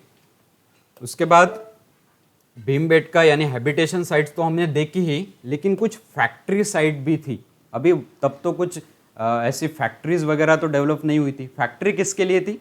फैक्ट्री थी स्टोन टूल्स के लिए, स्टोन टूल्स बनाने के लिए, बोन टूल्स बनाने के लिए, ठीक है, अलग अलग तरह के बीड्स और ऑर्नामेंट्स बनाने के लिए। और बेसिकली इंपॉर्टेंट है, आपको ध्यान में रखना है कि स्टोन के इंपॉर्टेंट हंटिंग के लिए, डेली इस्तेमाल के लिए टूल्स जो बनाए जाते थे, ऑब्जेक्ट्स जो बनाए जाते थे, इंपॉर्टेंट वस्तु जो बनाई जाती थी, उसके लिए एक फैक्ट्री साइट, यानी जहाँ पे लोग इकट्ठा आकर उस स्टोन को शेप देना, उनसे कुछ इंपॉर्टेंट चीज़ें बनाना, इस पर काम कर सकते थे। सो इसको बेसिकली उन्होंने नाम दिया है फैक्ट्री साइट। ठीक है। सो स्टोन टूल जहाँ पे मिलते थे और जहाँ पे लोग उससे कुछ टूल्स बना पाते थे, तो ये जो साइट थी उनको उन्होंने फैक्ट्री साइट कहा गया है। अब कुछ ऐसी साइट थी जो हैबिटेबल भी थी और फैक्ट्री भी थी, जिनको कहा गया है कि हैबिटेशन कम फैक्ट्री साइट। यानी क्या है कि जैसे हम अभी देखते हैं कि फॉर एग्जांपल देखते हैं कि कुछ घरों में सामने ही कुछ फैक्ट्री होती है इंपॉर्टेंट छोटी, और उसके पीछे लोग रहते हैं। ठीक है। क्या क्या है कि फैक्ट्री कम हैबिटेशन साइट, यानी क्या है कि लोग वहाँ पे अपना ऑक्यूपेशन भी कर रहे हैं और उसी जगह रह भी रहे हैं साइड में। ठीक है। सो ये हो गया आज के ज़माने की जो स्थितियाँ है, उसको हम रिलेट कर सकते हैं हमारे पास्ट में, ठीक है, अतीत के साथ। सो फैक्ट्री कम हैबिटेशन साइट, जिसमें लोग रहते भी थे लॉन्गर ड्यूरेशन के लिए, और उसके साथ साथ जो फैक्ट्री के ज़रिए वो टूल्स वगैरह, ऑब्जेक्ट्स वगैरह जो बनाते थे, वो भी चीज़ें वो वहाँ पे करते थे। यानी लोगों को एक जगह से दूसरी जगह मूवमेंट करने का काम कम हो गया था। यानी लोगों को फॉर एग्जांपल एक जगह रह रहे, दूसरी जगह फॉर एग्जांपल 5-10 किलोमीटर्स पर अगर उन्होंने वो स्टोन टूल्स की फैक्ट्री बनाई हो, तो उनको 10 किलोमीटर का फासला रोज़ आना जाना करना पड़ता था। सो लोगों ने सोचा इस पर कि क्यों ना हम जहाँ पे रह रहे वहीं पे इस स्टोन टूल्स को बनाने के लिए जो फैक्ट्री है वो हम डेवलप कर पाए, यानी फैक्ट्री यानी एक ऐसी जगह जहाँ पे हम काम कर सकें। सो इस तरह की डेवलपमेंट भी लोगों ने की। सो इम्पोर्टेंट साइट्स जो है उसके ज़रिए उन साइट्स को उतना महत्व आने लगा कि जैसे हमने अभी साइट्स को डिफाइन किया है कि एक हैबिटेशन साइट थी, दूसरी फैक्ट्री साइट थी, तीसरी हैबिटेशन कम फैक्ट्री साइट थी। तो इस तरह की एक्सकैवेशन में भी चीज़ें मिले कि आर्कियोलॉजिस्ट को पता चला कि ये साइट सिर्फ हैबिटेबल थी, यानी यहाँ पे कोई फैक्ट्री वगैरह डेवलप नहीं हुई थी लेकिन यहाँ पे लोग रहते थे। दूसरी, यहाँ पे प्रॉपर लोग काम करते थे, यानी ये फैक्ट्री साइट थी। तीसरी जगह एक्सकैवेशन में मिली कि यहाँ पे लोग रहते भी थे और फैक्ट्री यानी स्टोन टूल्स बनाने का काम भी करते थे, तो वो हो गई फैक्ट्री कम हैबिटेबल साइट। ठीक है। सो ऐसी साइट्स जो थी जहाँ पे स्टोन टूल्स होंगे, पॉट्स होंगे, आगे चलकर हम देखने वाले हैं कि पॉटरीज भी डेवलप हुई थी। जैसे हमने पहले लेक्चर में देखा था कि बेक क्ले का इस्तेमाल किया जाता था, क्ले का इस्तेमाल किया जाता था। सो क्ले का इस्तेमाल करके पॉटरीज भी बनाई जाती थी। तो ये साइट्स पर कुछ इंपॉर्टेंट बिल्डिंग्स भी बनी है, यानी फैक्ट्री अगर कुछ काम करना है तो हमारे लिए कुछ स्ट्रक्चर भी होना ज़रूरी है ना। सो बिल्डिंग वगैरह रहने के लिए कुछ हैबिटेबल साइट भी वहाँ पे बनाई जाती थी। कुछ आर्किटेक्चर हमें मिला है जिससे हमें पता चलता है कि लोग यहाँ पे रहते थे, यहाँ पे कुछ चीज़ें बनाते थे। ठीक है। सो ये चीज़ें एक तो वो on the surface of the earth बनाते थे, यानी फ्लैट सरफेस पर हैबिटेबल प्लेस भी उन्होंने डेवलप की, बिल्डिंग भी डेवलप की, और अपने फैक्ट्री के लिए ज़रूरी चीज़ें, ज़रूरी टूल्स बनाने के लिए कुछ सरफेस भी बनाया, कुछ आर्किटेक्चर भी बनाया। उसके साथ साथ ये चीज़ें कुछ ब्यूरिड भी की जाती थी, अंदर भी खुदाई के ज़रिए अंदर भी रखी जाती थी। ये भी एक्सकैवेशन के दौरान हमें दिखा है। ठीक है। सो ब्यूरिड की गई कुछ चीज़ें भी हमें एक्सकैवेट करके मिली है। ठीक है। कि फॉर एग्जांपल ऑर्नामेंट्स हो, ठीक है, और एक जगह से दूसरी जगह लोगों को जाना हो तो वो उतने सारे ऑर्नामेंट्स को लेकर कलेक्ट करके नहीं जा पाते थे। तो वो जो ऑर्नामेंट्स थे, बीड्स थे, इम्पॉर्टेंट साइंस थे, चिन्ह थे, जो वो लोग नहीं कैरी कर पाते थे ड्यूरिंग द मोमेंट, तो वो जो ऑर्नामेंट्स थे इम्पॉर्टेंट उनके लिए, वो एक जगह खुदाई करके उसमें रख देते थे। अभी भी जब हम देखते हैं कि ट्रैवल करते हैं तो हम अपने पूरे ऑर्नामेंट्स लेकर, ज्वेलरी लेकर तो नहीं जाते ना, उसको घर में ही रख कर हम जाते हैं। सो इस तरह के लोगों की भी सोच तभी वैसे ही थी कि जो इम्पोर्टेंट ऑर्नामेंट्स है वो हम एक जगह खुदाई करके रख दे ताकि उसको कोई निकाल ना पाए, किसी को पता ना चले कि हमने वो कहाँ पे रखी है। ठीक है। और इजीली हम ट्रैवल करके वापस आके उसका इस्तेमाल बाद में कर पाएंगे। ठीक है। उसके बाद समटाइम्स अंडर द वाटर। ठीक है। ये सारी चीज़ें, बिल्डिंग्स, आर्किटेक्चर जो है, टूल जो है, ये हमें सरफेस ऑफ द अर्थ तो मिली है, ब्यूरिड करके भी मिली है, कुछ खुदाई करके भी मिली है, यानी इससे पता चला कि इम्पोर्टेंट चीज़ें कुछ ज़मीन के अंदर भी रखी जाती थी। और उसके साथ साथ कुछ चीज़ें हमें, कुछ स्ट्रक्चर हमें सरफेस अंडर वाटर भी मिली है। अंडर वाटर भी अब आप डिस्कवरी पर कुछ इम्पोर्टेंट शोज़ होते हैं, जैसे एक्सपीडिशन का एक सीरीज़ है, उसमें भी दिखाया गया है कि इम्पोर्टेंट वर्ल्ड की जो कुछ इम्पोर्टेंट साइट्स है वो आज भी अंडर वाटर है। जो एक्सकावेट लोग कर रहे हैं, अभी साइंटिस्ट उस पर रिसर्च कर रहे हैं, आर्कियोलॉजिस्ट उसको एक्सकावेट कर रहे हैं, तो पता चलती है कि कुछ साइट्स जो है वो अंडर वाटर थी।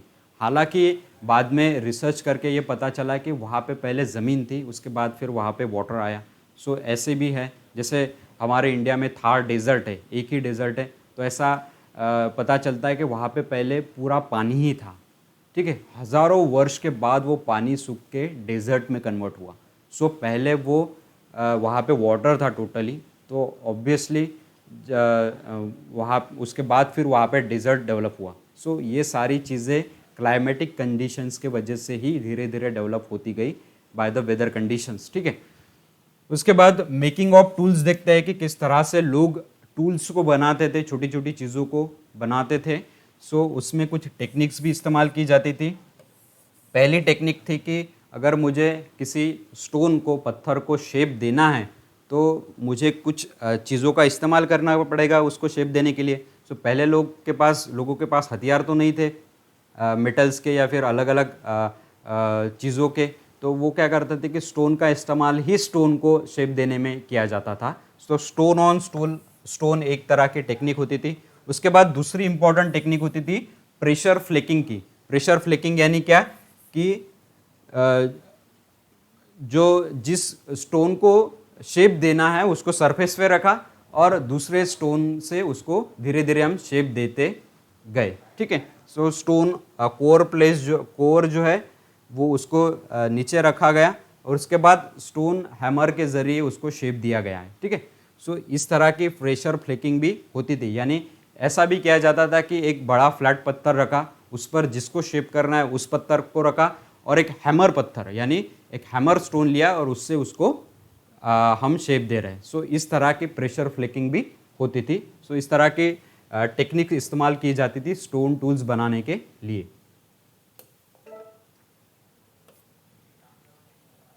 उसके बाद फाइंडिंग आउट अबाउट फायर। आग जो है उसका जो महत्व है वो हमारे हिस्ट्री में, एंशिएंट हिस्ट्री में बहुत इंपॉर्टेंट है। उसके रिलेटेड ही फिर गॉड्स भी डेवलप होते हैं, ठीक है। सो फायर की जानकारी भी लोगों को धीरे धीरे मिलने लगी। कब? फॉर एग्जांपल टेक्निक जो थी स्टोन टूल्स की, वो जब वो इस्तेमाल करते थे यानी स्टोन पर इस्तेमाल करते थे उसको शेप देने के लिए, तब कुछ चिंगारियाँ वगैरह निकलती थी। आज भी हम देखते हैं कि अगर मैं एक स्टोन को दूसरे स्टोन पर अगर हैमर करूँगा तो कुछ चिंगारियाँ वगैरह निकलेंगी। सो लोगों को पता चला कि यहाँ से जो चिंगारें निकल रही है उसमें हीट है, यानी क्या कि इस हीट का इस्तेमाल हम और चीज़ों के लिए भी कर सकते हैं, ठीक है। सो उसका इस्तेमाल फिर धीरे धीरे कैसे डेवलप हुआ वो हम देखने वाले आगे।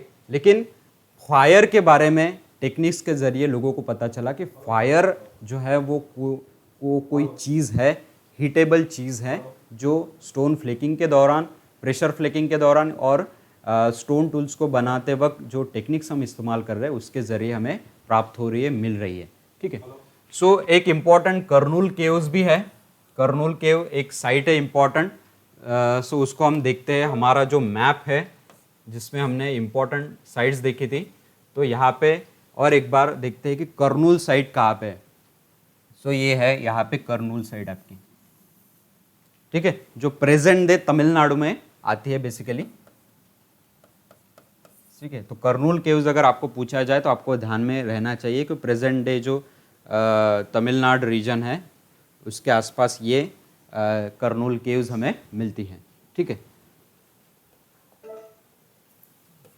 उसके बाद कर्नूल केव्स जो है वहाँ पे हमें फायर, जो मैंने अभी चीज़ बताई, सो ट्रेसेस ऑफ ऐश यानी फायर के बाद जो जली हुई चीज़ें रहती है उसके कुछ अवशेष मिले हैं, ठीक है, कुछ अवशेष मिले हैं। अब ये किस जरिए मिले हैं, ठीक है, ये किस जरिए मिले हैं?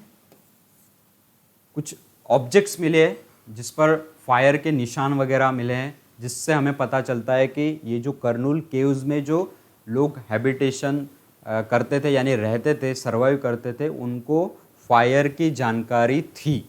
इससे हमें अनुमान लगाया आर्कियोलॉजिस्ट ने, हिस्टोरियंस ने भी बाद में, यहाँ पे जो लोग रहते थे उनको फायर की जानकारी थी, आग की जानकारी थी, यानी लोग आग का इस्तेमाल करते थे। सो आग का इस्तेमाल किस लिए करते थे? सोर्स ऑफ लाइट, जैसे मैंने बताया कि केव में हम रह रहे, बोन से हमने कुछ शेडेबल यानी बचने के लिए कुछ चीज़ें बनाई हैं, बारिश के लिए या फिर विंड से बचने के लिए। अब जो बड़े जानवर है उनसे बचने के लिए फायर का इस्तेमाल इसलिए किया जाता था कि अगर लाइट हम फायर से या फिर वो स्टोन हैमर करने के बाद जो लाइट मिलता है उसका इस्तेमाल हम बड़े जानवर को दूर रखने के लिए भी करते हैं। अभी भी हम डिस्कवरी चैनल पर कुछ मैन वर्सेस वाइल्ड वगैरह ये सीरीज़ देखते हैं, तो उसमें वो आग का इस्तेमाल उन रीजन में करता है जहाँ पे बहुत बड़े बड़े जानवर हो, उनसे बचने के लिए हम फायर का इस्तेमाल कर सकते हैं। सो सोर्स ऑफ लाइट का इस्तेमाल फायर के ज़रिए हमने किया। उसके बाद रोस्ट मीट के लिए, यानी क्या कि पहले जो लोग थे वो मांस जो है वो वैसा ही कच्चा खाते थे। अब जब फायर आया तो उनको पता चला कि हीट के ज़रिए हम उस मीट को जो है वो रोस्ट कर सकते हैं, पका सकते हैं, ठीक है। पहले ऐसा होता था कि मीट खाने के बाद कुछ लोग जो है वो इन्फेक्ट भी हो जाते थे, जिसमें बहुत तादाद पर लोग जो है मर भी जाते थे। ठीक है, जब फायर आया तो लोग उस मीट को रोस्ट करने लगे। ठीक है, तो सर्वाइवेबल चीज़ें जो है वो लोग धीरे धीरे एक्सेप्ट करने लगे थे। ठीक है, यानी जो लोग पहले मरते थे, अब धीरे धीरे क्या होगा कि लोगों के मरने की जो संभावनाएं थी, इन्फेक्शन की संभावनाएं थी, वो भी धीरे धीरे कम होती गई थ्रू द डेवलपमेंट। ठीक है, सो रोस्ट टू रोस्ट मीट ये भी एक जरिया था फायर का। उसके बाद टू स्केयर अवे एनिमल, जैसे मैंने पहले ही बताया कि बड़े बड़े जानवरों को स्केयर करने के लिए, दूर रखने के लिए फायर का इस्तेमाल किया जाता था। अब ये सारी चीज़ें होते वक्त ड्यूरिंग दिस पीरियड एनवायरनमेंट भी ऑब्वियसली चेंज होगा, क्लाइमेट भी धीरे धीरे चेंज होते गया। अभी भी देखते हैं हम कि नंबर ऑफ सीजन्स है, अलग सीज़न में अलग तरह का एनवायरनमेंट होता है और उसमें हम सर्वाइवेबल चीज़ें का इस्तेमाल करते हैं। सर्वाइव कैसे करते हैं आज भी हम देखते हैं कि एक्सट्रीम कोल्ड सिचुएशन में हम अलग ऑब्जेक्ट्स का, अलग टूल्स का इस्तेमाल करते हैं। रेनी सीज़न में हम अलग चीज़ों का इस्तेमाल करते हैं। सो वहाँ तब के लोग भी अलग अलग सीजन्स में अपने आप को सर्वाइवेबल करने के लिए, हैबिटेबल करने के लिए, जीने के लिए अलग अलग टूल्स का, अलग अलग चीज़ों का इस्तेमाल करने लगे थे। सो चेंजिंग ऑफ एनवायरनमेंट हुआ, उसका परिणाम क्या हुआ? So near about palaeolithic age के बाद, नियर अबाउट 12,000 ईयर्स एगो, आज से उसके बाद कुछ मेजर चेंजेस आए क्लाइमेट कंडीशंस में थ्रू आउट द वर्ल्ड।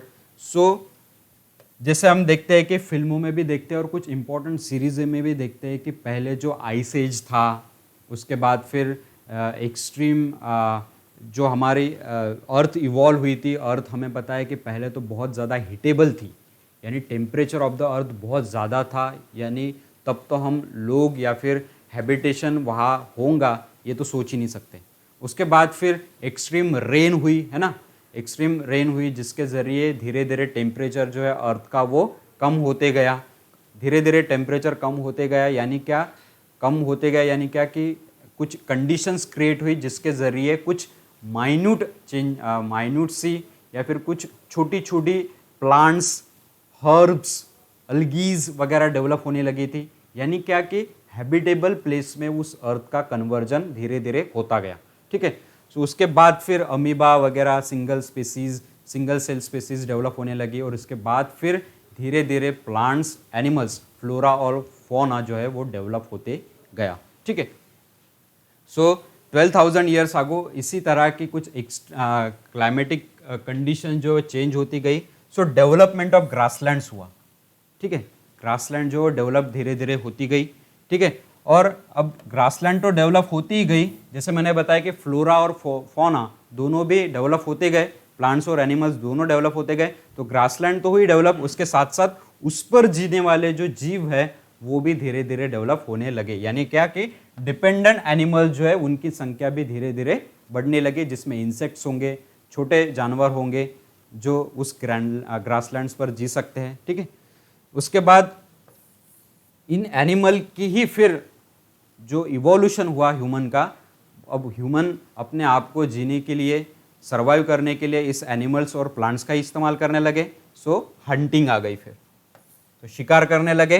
ठीक है, और फूड हैबिट्स को धीरे धीरे डेवलप करने लगे थ्रू द ब्रीडिंग सीजन्स। जैसे मैंने बताया कि प्लांट्स को कुछ समय लगता है ग्रो और फ्रूट्स को रिपन होने में। सो वो ब्रीडिंग सीजन जो है वो ध्यान में आया लोगों के का कि इस सीज़न में इस एनिमल को उसी सीज़न में हम हंटिंग कर सकते हैं। उस प्लांट का जो आउटपुट है यानी फ्रूट्स होंगे, नट्स होंगे, इसका हम इस्तेमाल तभी कर पाएंगे जब वो प्रॉपरली ग्रो होगा। सो सीज़न वाइज चीज़ें सारी होने लगी थी। हर्डिंग, रियरिंग भी उस पर डिपेंडेंट ऑक्यूपेशन क्रिएट हुए। ठीक है, फिशिंग वगैरह भी, वाटर के ज़रिए फिशिंग वगैरह भी धीरे धीरे डेवलप होती गई। ठीक है, सो ये सारी चीज़ें ऑक्यूपेशन धीरे धीरे लोगों ने तो किया ही, लेकिन it is related with the nature, it is related with the environment.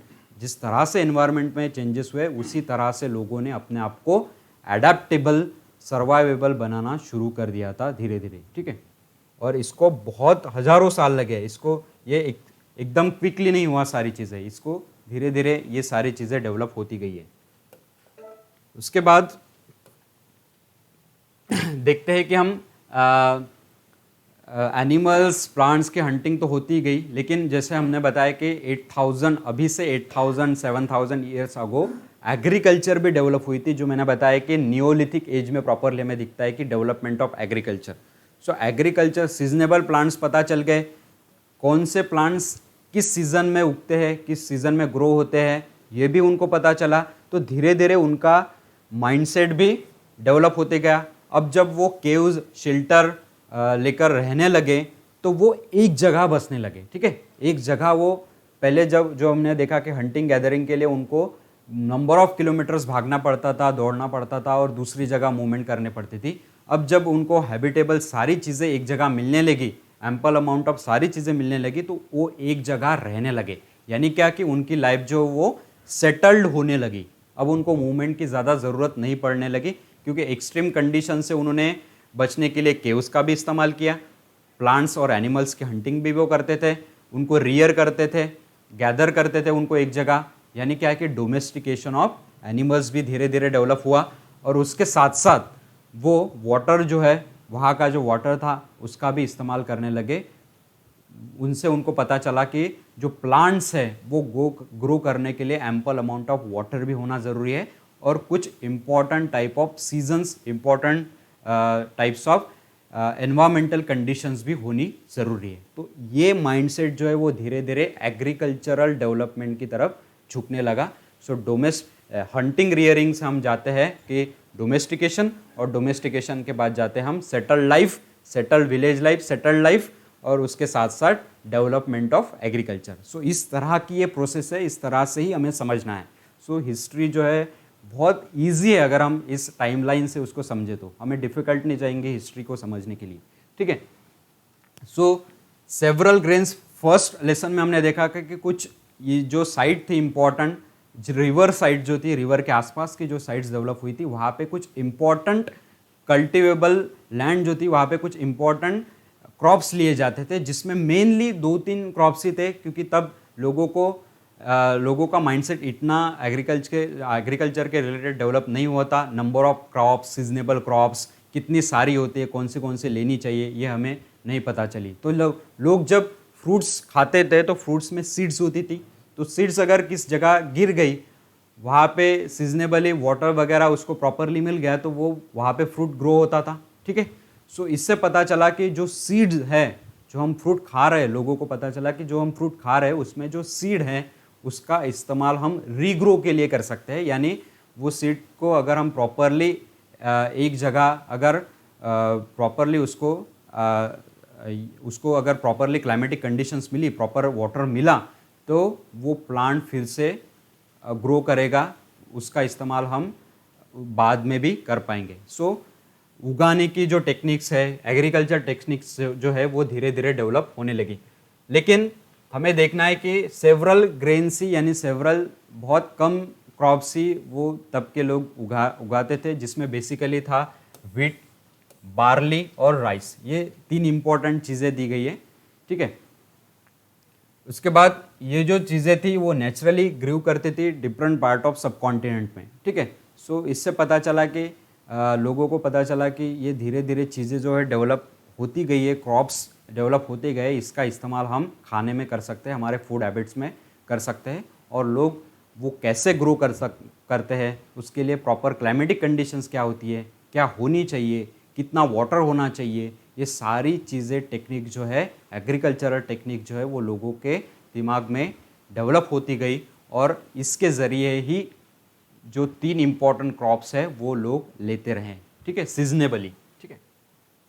सो लोगों ने इसको समझना शुरू कर दिया था। पीपल ट्राई टू लर्न, क्या, जैसे मैंने अभी बताया कि वेयर दे ग्रो, कहाँ पे, किस रीजन में, क्या किस एरियाज़ में ये 2-3 इंपॉर्टेंट क्रॉप जो है, जो हम इस्तेमाल कर सकते हैं खाने में, वो उगा सकते हैं।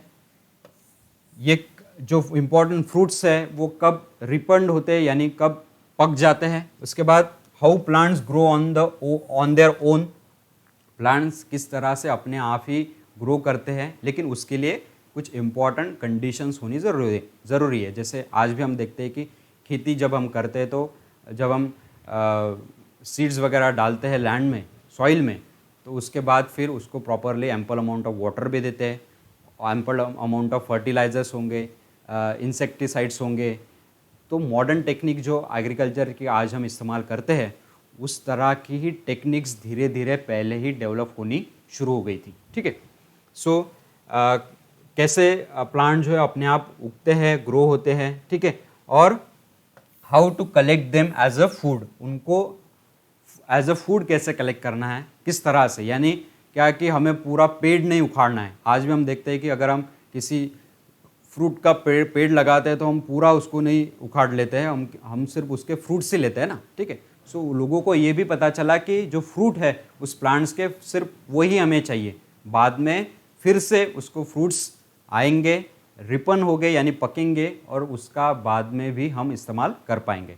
सो ये सारी चीज़ें उनको पता चली। और एक चीज़ है कि ये सब करते वक्त मेन और वुमेन यानी पुरुष और महिला दोनों भी इस कामों में जुटी रहती थी। यानी तब इस तरह की, जिस तरह की आज की हमारी सोशल कंडीशंस है पैट्रियार्कियल, यानी मैक्सिमम जो चीज़ें हैं वो पुरुष ही करता है, इस तरह की चीज़ें होती नहीं थी। तब ग्रुप में पूरा परिवार जो है वो ये सारी चीज़ें करता था, यानी पूरा परिवार जो है वो ये सारी चीज़ों में इन्वॉल्व रहता था। अब देखते हैं, इंपॉर्टेंट डेफिनेशन है, आपको प्रीलिम्स में भी पूछ सकते हैं, और कंसेप्ट जो है आपको पता होना चाहिए, वो है आर्टिफैक्ट्स। आर्टिफैक्ट्स बहुत सारे जगहों पर आता है, जब आप हिस्ट्री पढ़ते हो एंशिएंट और मेडिवल, तब आर्टिफैक्ट्स एग्जैक्टली क्या है वो हमें पता होना चाहिए कि आर्टिफैक्ट्स क्या है। एक आर्टिफैक्ट्स यानी ऑब्जेक्ट्स होते हैं, यानी वस्तुएं होती है जो लोगों ने बनाई हो, made by the human being. ठीक है। जिसका कुछ ना कुछ हिस्टोरिकल और ट्रेडिशनल इंपॉर्टेंस हो। जैसे मैंने बताया कि बीड्स और ऑर्नामेंट्स वो लोग बोन से बनाते थे फॉर द डिफरेंट साइंस, यानी चिन्ह के लिए, कि उनके ग्रुप को पहचानने के लिए प्रॉपरली ऑर्नामेंट या फिर ये इस तरह का बीड, इस तरह का साइन उनके पास होना चाहिए, जिससे वो अपने लोगों को पहचान सके।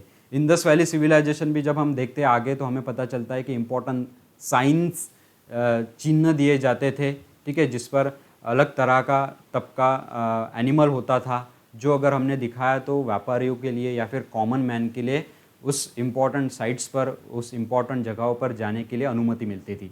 सो इसी तरह का आर्टिफैक्ट्स जो है, ऑब्जेक्ट जो है, वो भी डेवलप होते गए धीरे धीरे, जिसका कुछ ना कुछ कल्चरल और हिस्टोरिकल इम्पोर्टेंस होते गया। यानी क्या कि जैसे अभी हमें अगर किसी ने पूछा कि क्या कल्चर्स या फिर ट्रेडिशंस या फिर सिविलाइजेशंस कैसे डेवलप हुए, तो धीरे धीरे हम बता सकते हैं कि टाइमलाइन से बता सकते हैं कि for example evolution of human का, इवोल्यूशन होने के बाद वो पहले तो हंटिंग गैदरिंग करता था। हंटिंग गैदरिंग के दौरान उसको पता चला कि हमें बहुत सारा माइग्रेशन मूवमेंट करना पड़ता है, तो ऐसी स्किल्स हम इस्तेमाल करें जिसके ज़रिए हमें ज़्यादा भागना ना पड़े, ज़्यादा मूवमेंट ना करना पड़े। तो स्टोन टूल्स वो इस्तेमाल करने लगा।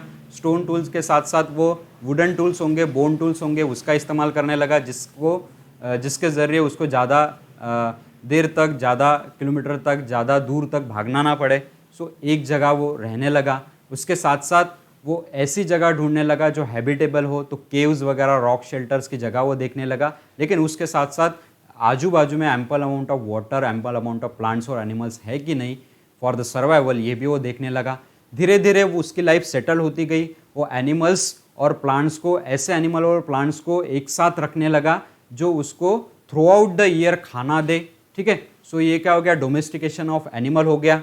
डोमेस्टिकेशन ऑफ एनिमल भी हमने एंशिएंट में देखा था कि कुछ इंपॉर्टेंट एनिमल्स थे, जिसमें शीप थी, गोट थी, कैटल्स थी। धीरे धीरे ये जो डोमेस्टिकेबल एनिमल्स थे, इनको वो पालने लगा था धीरे धीरे। सो एक तरह की सेटल लाइफ हुई थी, विलेज सेटल लाइफ जिसको हम कहते हैं, इस तरह की हुई थी। अब एक जगह अगर लोग ग्रुप्स में रह रहे तो उनमें आइडिया ऑफ एक्सचेंज होगा, लैंग्वेज कुछ ना कुछ डेवलप होगी कन्वर्सेशन के लिए।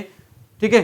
कुछ स्टोन टूल्स, बोन टूल्स या फिर कुछ ऑर्नामेंट्स और बीड्स का अगर हम इस्तेमाल कर रहे हैं, तो उस ऑर्नामेंट्स और बीड्स को उनके जो आइडिया ऑफ एक्सचेंज है उसके साथ जोड़ा गया।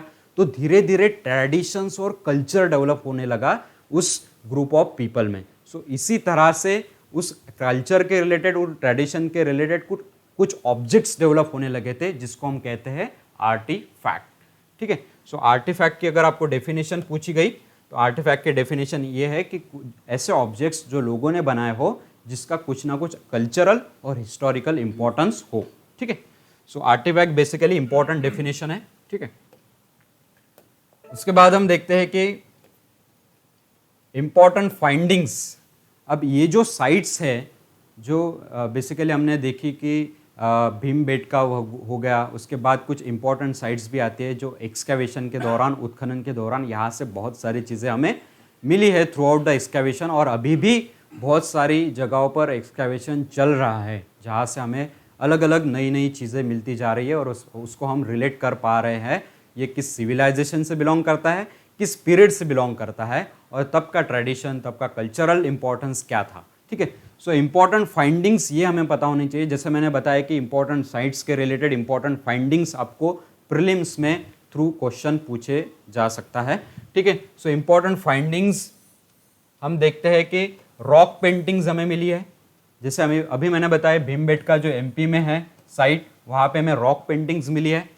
सदर्न यूपी में भी कुछ साइट्स है जहाँ पे हमें रॉक पेंटिंग्स वगैरह मिली है। अब ये रॉक पेंटिंग्स में एग्जैक्टली क्या था, क्या किसकी पेंटिंग्स बनाई जाती थी, तो वाइल्ड एनिमल्स है।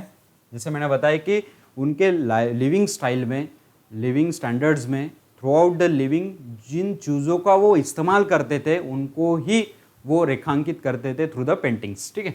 सो चित्र जो है, पेंटिंग जो है वो वाइल्ड एनिमल्स के होती थी, और ये जो वाइल्ड एनिमल्स थी या फिर अलग अलग चीज़ों की जो पेंटिंग बनाती थी, इसमें फाइंडिंग के दौरान ऐसा दिखा कि इसमें बहुत सारी स्किल्स भी इन्वॉल्व हैं, यानी एक्यूरेसी बहुत ज़्यादा थी, स्किल्स भी होते थे, ठीक है। यानी पेंटिंग तो करते ही थे लेकिन उसमें भी अलग अलग तरह की स्किल्स वगैरह फाइंडिंग के दौरान सामने आई है। उसके बाद ऑस्ट्रिचेस जो होते हैं, यानी क्या कि शुतुरमुर्ग जिसको कहते हैं।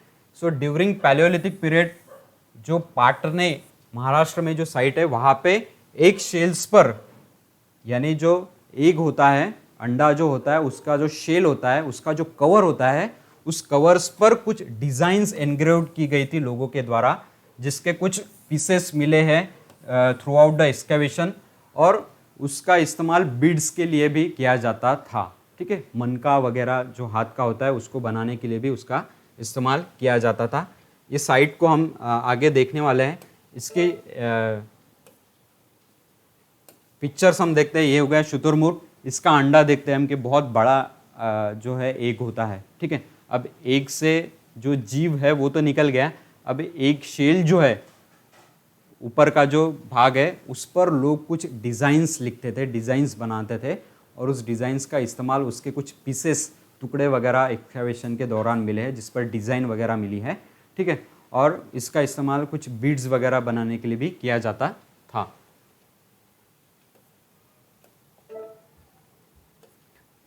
देखिए इस तरह के डिज़ाइंस वगैरह उस शेल पर बनाई जाती थी, ऑस्ट्रिच शेल्स पर, एक शेल्स पर बनाई जाती थी। इस तरह के कुछ शेल्स के जो पीसेस है वो ड्यूरिंग द एक्सकैवेशन पाटने जो महाराष्ट्र में साइट है वहाँ पे हमें मिली है इस तरह की कुछ फाइंडिंग्स।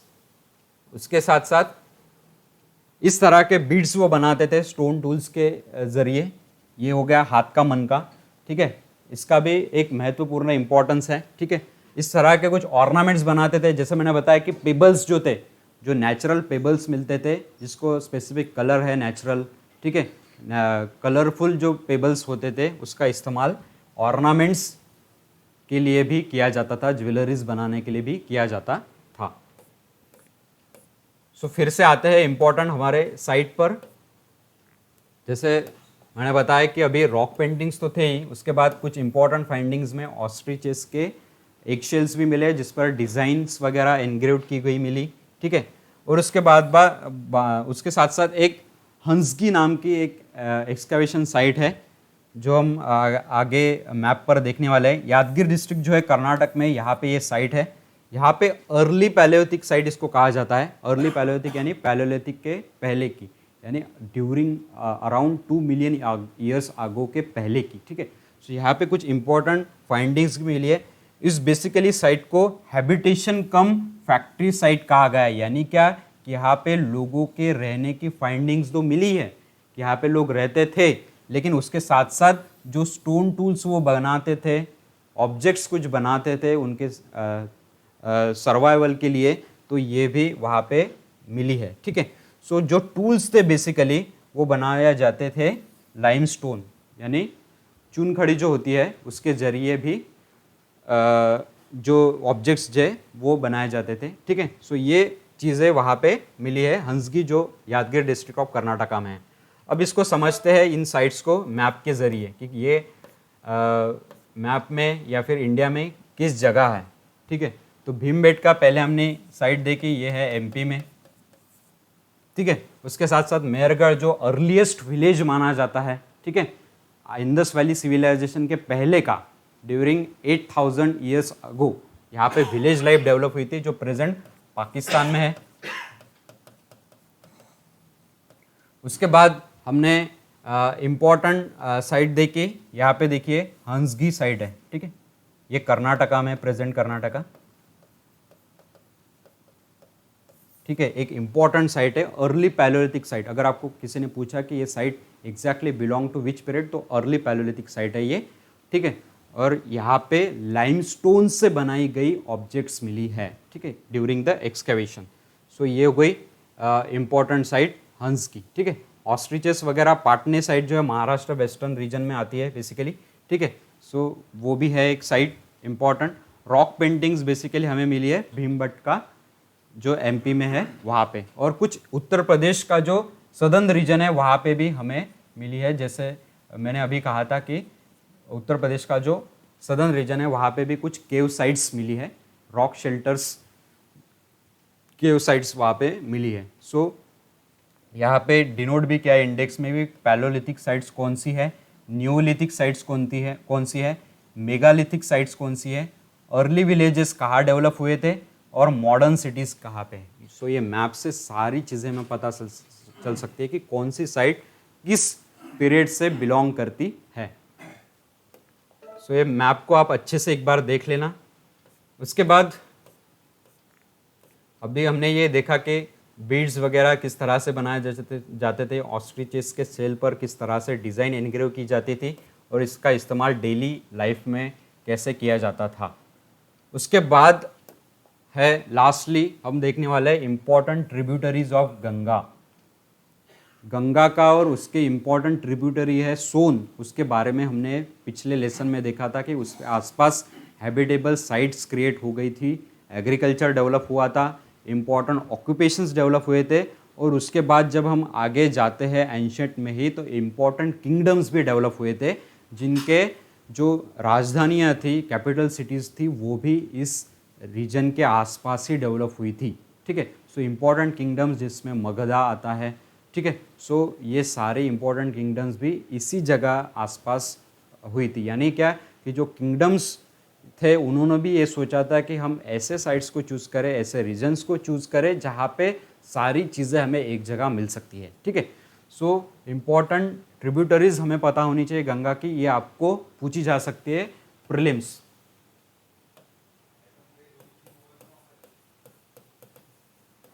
प्रीलिम्स में आपको गंगा की ट्रिब्यूटरीज पूछी जा सकती है। ठीक है, गंगा की ट्रिब्यूटरीज है बेसिकली 10 इंपॉर्टेंट है, 10 इंपॉर्टेंट ट्रिब्यूटरीज है। ठीक है, कुछ छोटी छोटी भी अलग है, लेकिन 10 इंपॉर्टेंट हमें पता होनी चाहिए। ठीक है, जिसमें से 8 मैंने यहाँ पे दी है, जिसमें से कुछ लेफ्ट बैंक ट्रिब्यूटरीज है, लेफ्ट साइड से आने वाली, जुड़ने वाली ट्रिब्यूटरीज के डेफिनेशन मैंने ऑलरेडी लेसन 1 में आपको बताई है। ट्रिब्यूटरीज यानी क्या कि एक स्मॉल रिवर जो आगे जाकर एक बड़ी रिवर को मिलने वाली है। ठीक है, सो ट्रिब्यूटरी इसको कहा जाता है। सो ये छोटी छोटी नदियाँ हैं जो अलग अलग रीजन में अलग अलग जगह ओरिजिनेट होती है, लेकिन आगे जाकर वो गंगा से या फिर उस मेन रिवर से मिलती है। जैसे मैंने कल बताया था कि सोन रिवर जो है, सोन रिवर कहाँ पे ओरिजिनेट होती है, अमरकंटक नाम की जो हिल साइट है यानी माउंटेन रेंज है, वहाँ पे ये डेवलप ओरिजिनेट होते हैं, और वहाँ से ऊपर जाके वो अबाउ द पटना जो अभी बिहार में है उसके ऊपर जाकर गंगा से मिल जाती है। ठीक है, सो इसलिए सोन को एक इम्पॉर्टेंट ट्रिब्यूटरी कहा जाता है। बहुत लंबा जो टाइम यह है डिस्टेंस कवर करके वो गंगा से मिल जाती है। ठीक है, सो कुछ इम्पॉर्टेंट यहाँ पे मैंने लेफ्ट बैंक ट्रिब्यूटरीज दी है और राइट बैंक ट्रिब्यूटरीज, यानी राइट साइड से ओरिजिनेट होके वो आगे जाकर गंगा से मिलती है। सो रिवर गोमती है, गोमती भी जिसको कहा जाता है, घग्गरा है, उसके बाद गंडकी है, गंडक जिसको कहा जाता है, कोसी है, उसके बाद राइट बैंक ट्रिब्यूटरीज में यमुना आती है, ये राइट साइड में यानी नीचे डेवलप होती है, ऊपर जाकर गंगा को मिलती है। ठीक है, सो ये गंगा के राइट बैंक ट्रिब्यूटरीज है। सोन है, रिवर सोन, जैसे मैंने कहा कि गंगा उत्तराखंड से होकर यूपी, बिहार, झारखंड, वेस्ट बंगाल और उसके बाद ट्रांस बाउंड्री इसलिए कहा जाता है उसको कि बांग्लादेश में एंटर करती है और बांग्लादेश से वो बे ऑफ बंगाल थ्रू बह जाती है आगे सामने। ठीक है, सो इस तरह से वो पूरा रनवे है उसका। उसके बाद पुनपुन है एक ट्रिब्यूटरी, उसके बाद रिवर दामोदर भी है एक इम्पॉर्टेंट ट्रिब्यूटरी गंगा की। आपको होमवर्क है इसका कि आपको जो मैंने बताया कि बाकी भी इंपॉर्टेंट ट्रिब्यूटरीज है गंगा की। ठीक है, सो मैंने यहाँ पे 8 दी है, आपको वो बाकी की जो है रिमेन जो है वो आपको लिखनी है आपके नोट्स में, रिमेनिंग। और एक आपको होमवर्क है, जैसे मैंने बताया कि आपको रिवर दी जाएगी प्रीलिम्स में और उसका ओरिजिनेट पॉइंट दिया जाएगा, कहाँ से ओरिजिनेट होती है। ये इंपॉर्टेंट क्वेश्चन है आपके प्रिलिमिनरी एग्जाम का। ठीक है, बहुत इंपॉर्टेंट है। सो आपको होमवर्क ये है कि आपको एक साइड में रिवर लिखनी है और दूसरी साइड कहाँ से ओरिजिनेट होती है। ठीक है, सो एक जगह मैं लूंगा रिवर और दूसरी जगह ओरिजिनेट कहाँ होती है, कहाँ से उसका उगम है। ठीक है, और वो किस स्टेट में है। ठीक है, सो ये इंपॉर्टेंट होमवर्क है आपको आज के लेसन का। आपको एक साइड ट्रिब्यूटरीज और दूसरी साइड में ओरिजिनेशन पॉइंट या फिर स्टेट बिलोंग कौन से करती है वो।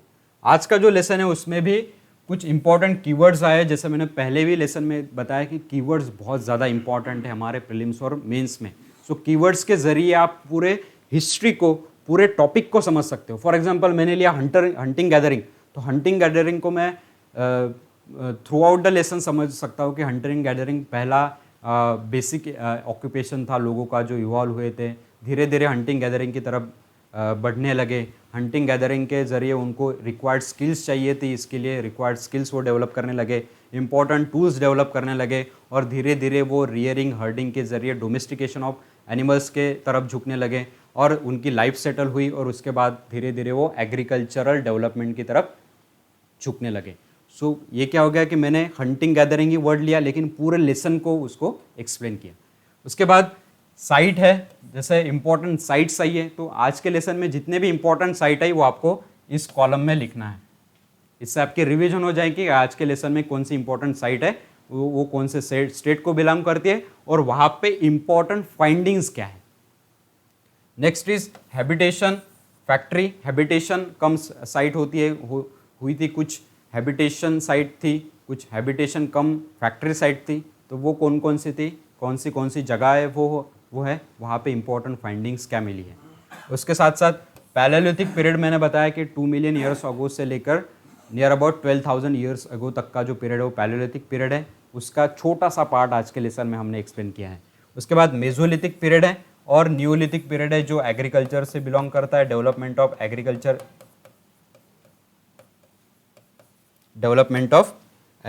हुआ था। सो एग्रीकल्चर, ठीक है। और मेसोलिथिक का भी बहुत इंपॉर्टेंस है कि टूल्स जो थे, ऑब्जेक्ट जो इस्तेमाल करते थे, उसमें भी शेप आने लगा, धीरे धीरे शेप डेवलप होने लगा। ठीक है, तो मेसोलिथिक की जो भी माइक्रोलिथ्स है वो हमारे लिए इम्पॉर्टेंट है। उसके डायग्राम मैंने बनाई है, आपको वो डायग्राम भी आपके नोट्स में निकालनी है। कुछ क्वेश्चंस आपको जो बच्चे आगे चलकर एंथ्रोपोलॉजी लेने वाले ऑप्शनल या फिर मेंस में भी अगर आपको स्पेसिफिक क्वेश्चन आए कि अगर क्वेश्चन आता है मेसोलिथिक पीरियड में या फिर what were the changes occurred in the stone tools during the 3 important phases palaeolithic, mesolithic और न्यूलिथिक, तो आपको कुछ टूल्स के डायग्राम्स भी उस आंसर में निकालने हैं जिससे आपका आंसर बूस्ट होगा, ठीक है। सो ये सारे कीवर्ड्स आज के लेसन में हमने देखी है। सो आज की अगर समरी अगर 2-3 मिनट में मैं एक्सप्लेन करूँ तो आज की समरी में हमने देखा कि अर्लीस्ट पीपल जो किस तरह से मूवमेंट करते थे, उसके रीज़न क्या थे, उसके रीज़न भी हमने देखे। इम्पॉर्टेंट हैबिटेबल साइट्स हमने देखी, इम्पॉर्टेंट टूल्स जो धीरे धीरे पैलियोलिथिक टू सिविलाइजेशन तक के, न्यूलिथिक तक के डेवलप हुए थे, उसके बाद सिविलाइजेशंस कैसे डेवलप हुई, इन सारी चीज़ों को हमने आज के लेसन में देखा। आज का जो लेसन था उसको आपको प्रॉपरली नोट डाउन करना है, उसके प्रॉपरली नोट्स निकालनी है, और उसके साथ साथ आज के लेसन के रिलेटेड जितने भी एमसीक्यूज़ बनते हैं आपके प्रीलिम्स के लिए और मेंस के लिए जो डिस्क्रिप्टिव क्वेश्चन बनते हैं वो आपको इस लेसन के साथ मिल जाएंगे। सो आशा करता हूँ कि आपको ये लेसन अच्छे से समझ में आया, सारी चीज़ें आपको समझ में आई। आगे अगले लेसन में हम अगले लेसन के रिलेटेड हिस्ट्री के एनसीईआरटी के रिलेटेड जितने भी इम्पोर्टेंट एरियाज़ है उसको समझने की कोशिश करेंगे, और हिस्ट्री को हमें इसी ही टाइमलाइन के ज़रिए हमें समझना है, क्योंकि नियर अबाउट मैं कह रहा हूँ कि 90% स्टूडेंट को हिस्ट्री बहुत हार्ड जाती है यानी क्या कि वो हिस्ट्री को ज़्यादा पढ़ते ही नहीं और इजीली जो कंसेप्ट है उसको धीरे धीरे समझ में लेते ही नहीं, एकदम से वो रेफरेंस बुक उठाएंगे और उसमें से हिस्ट्री पढ़ना शुरू कर देंगे। लेकिन नहीं, हिस्ट्री को हमें एनसीईआरटी से ही प्रॉपरली पहले समझना है और धीरे धीरे छोटे छोटे कंसेप्ट्स को इवोल्यूशन ऑफ मैन से लेकर किस तरह से रिपब्लिक्स, जनपदाज, महाजनपदाज वगैरह डेवलप हुए, किंगडम्स डेवलप हुए और किस तरह से आज की पॉलिटी डेवलप हुई है, आज के स्टेट्स, आज के कंट्रीज डेवलप हुई है, इसको सीरियली हमें लिंकेज करके समझना है। सो इस तरह की हिस्ट्री हम आपको समझाने वाले हैं ईजीली, जो आपको जाएंगी, जिससे आपके सारे कंसेप्ट्स क्लियर होंगे। सो आई होप कि आपको आज का लेसन अच्छे से समझ में आया। इस पर सारी जो असाइनमेंट्स है, होमवर्क है, आपको मिल जाएगा, आप उसको सॉल्व करिए और प्रॉपरली इसकी रिवीजन कीजिए थ्रू द साइट्स जो आपको PDF थ्रू मिल जाएंगी। सो मिलते हैं अगले लेसन में। All the best, thank you.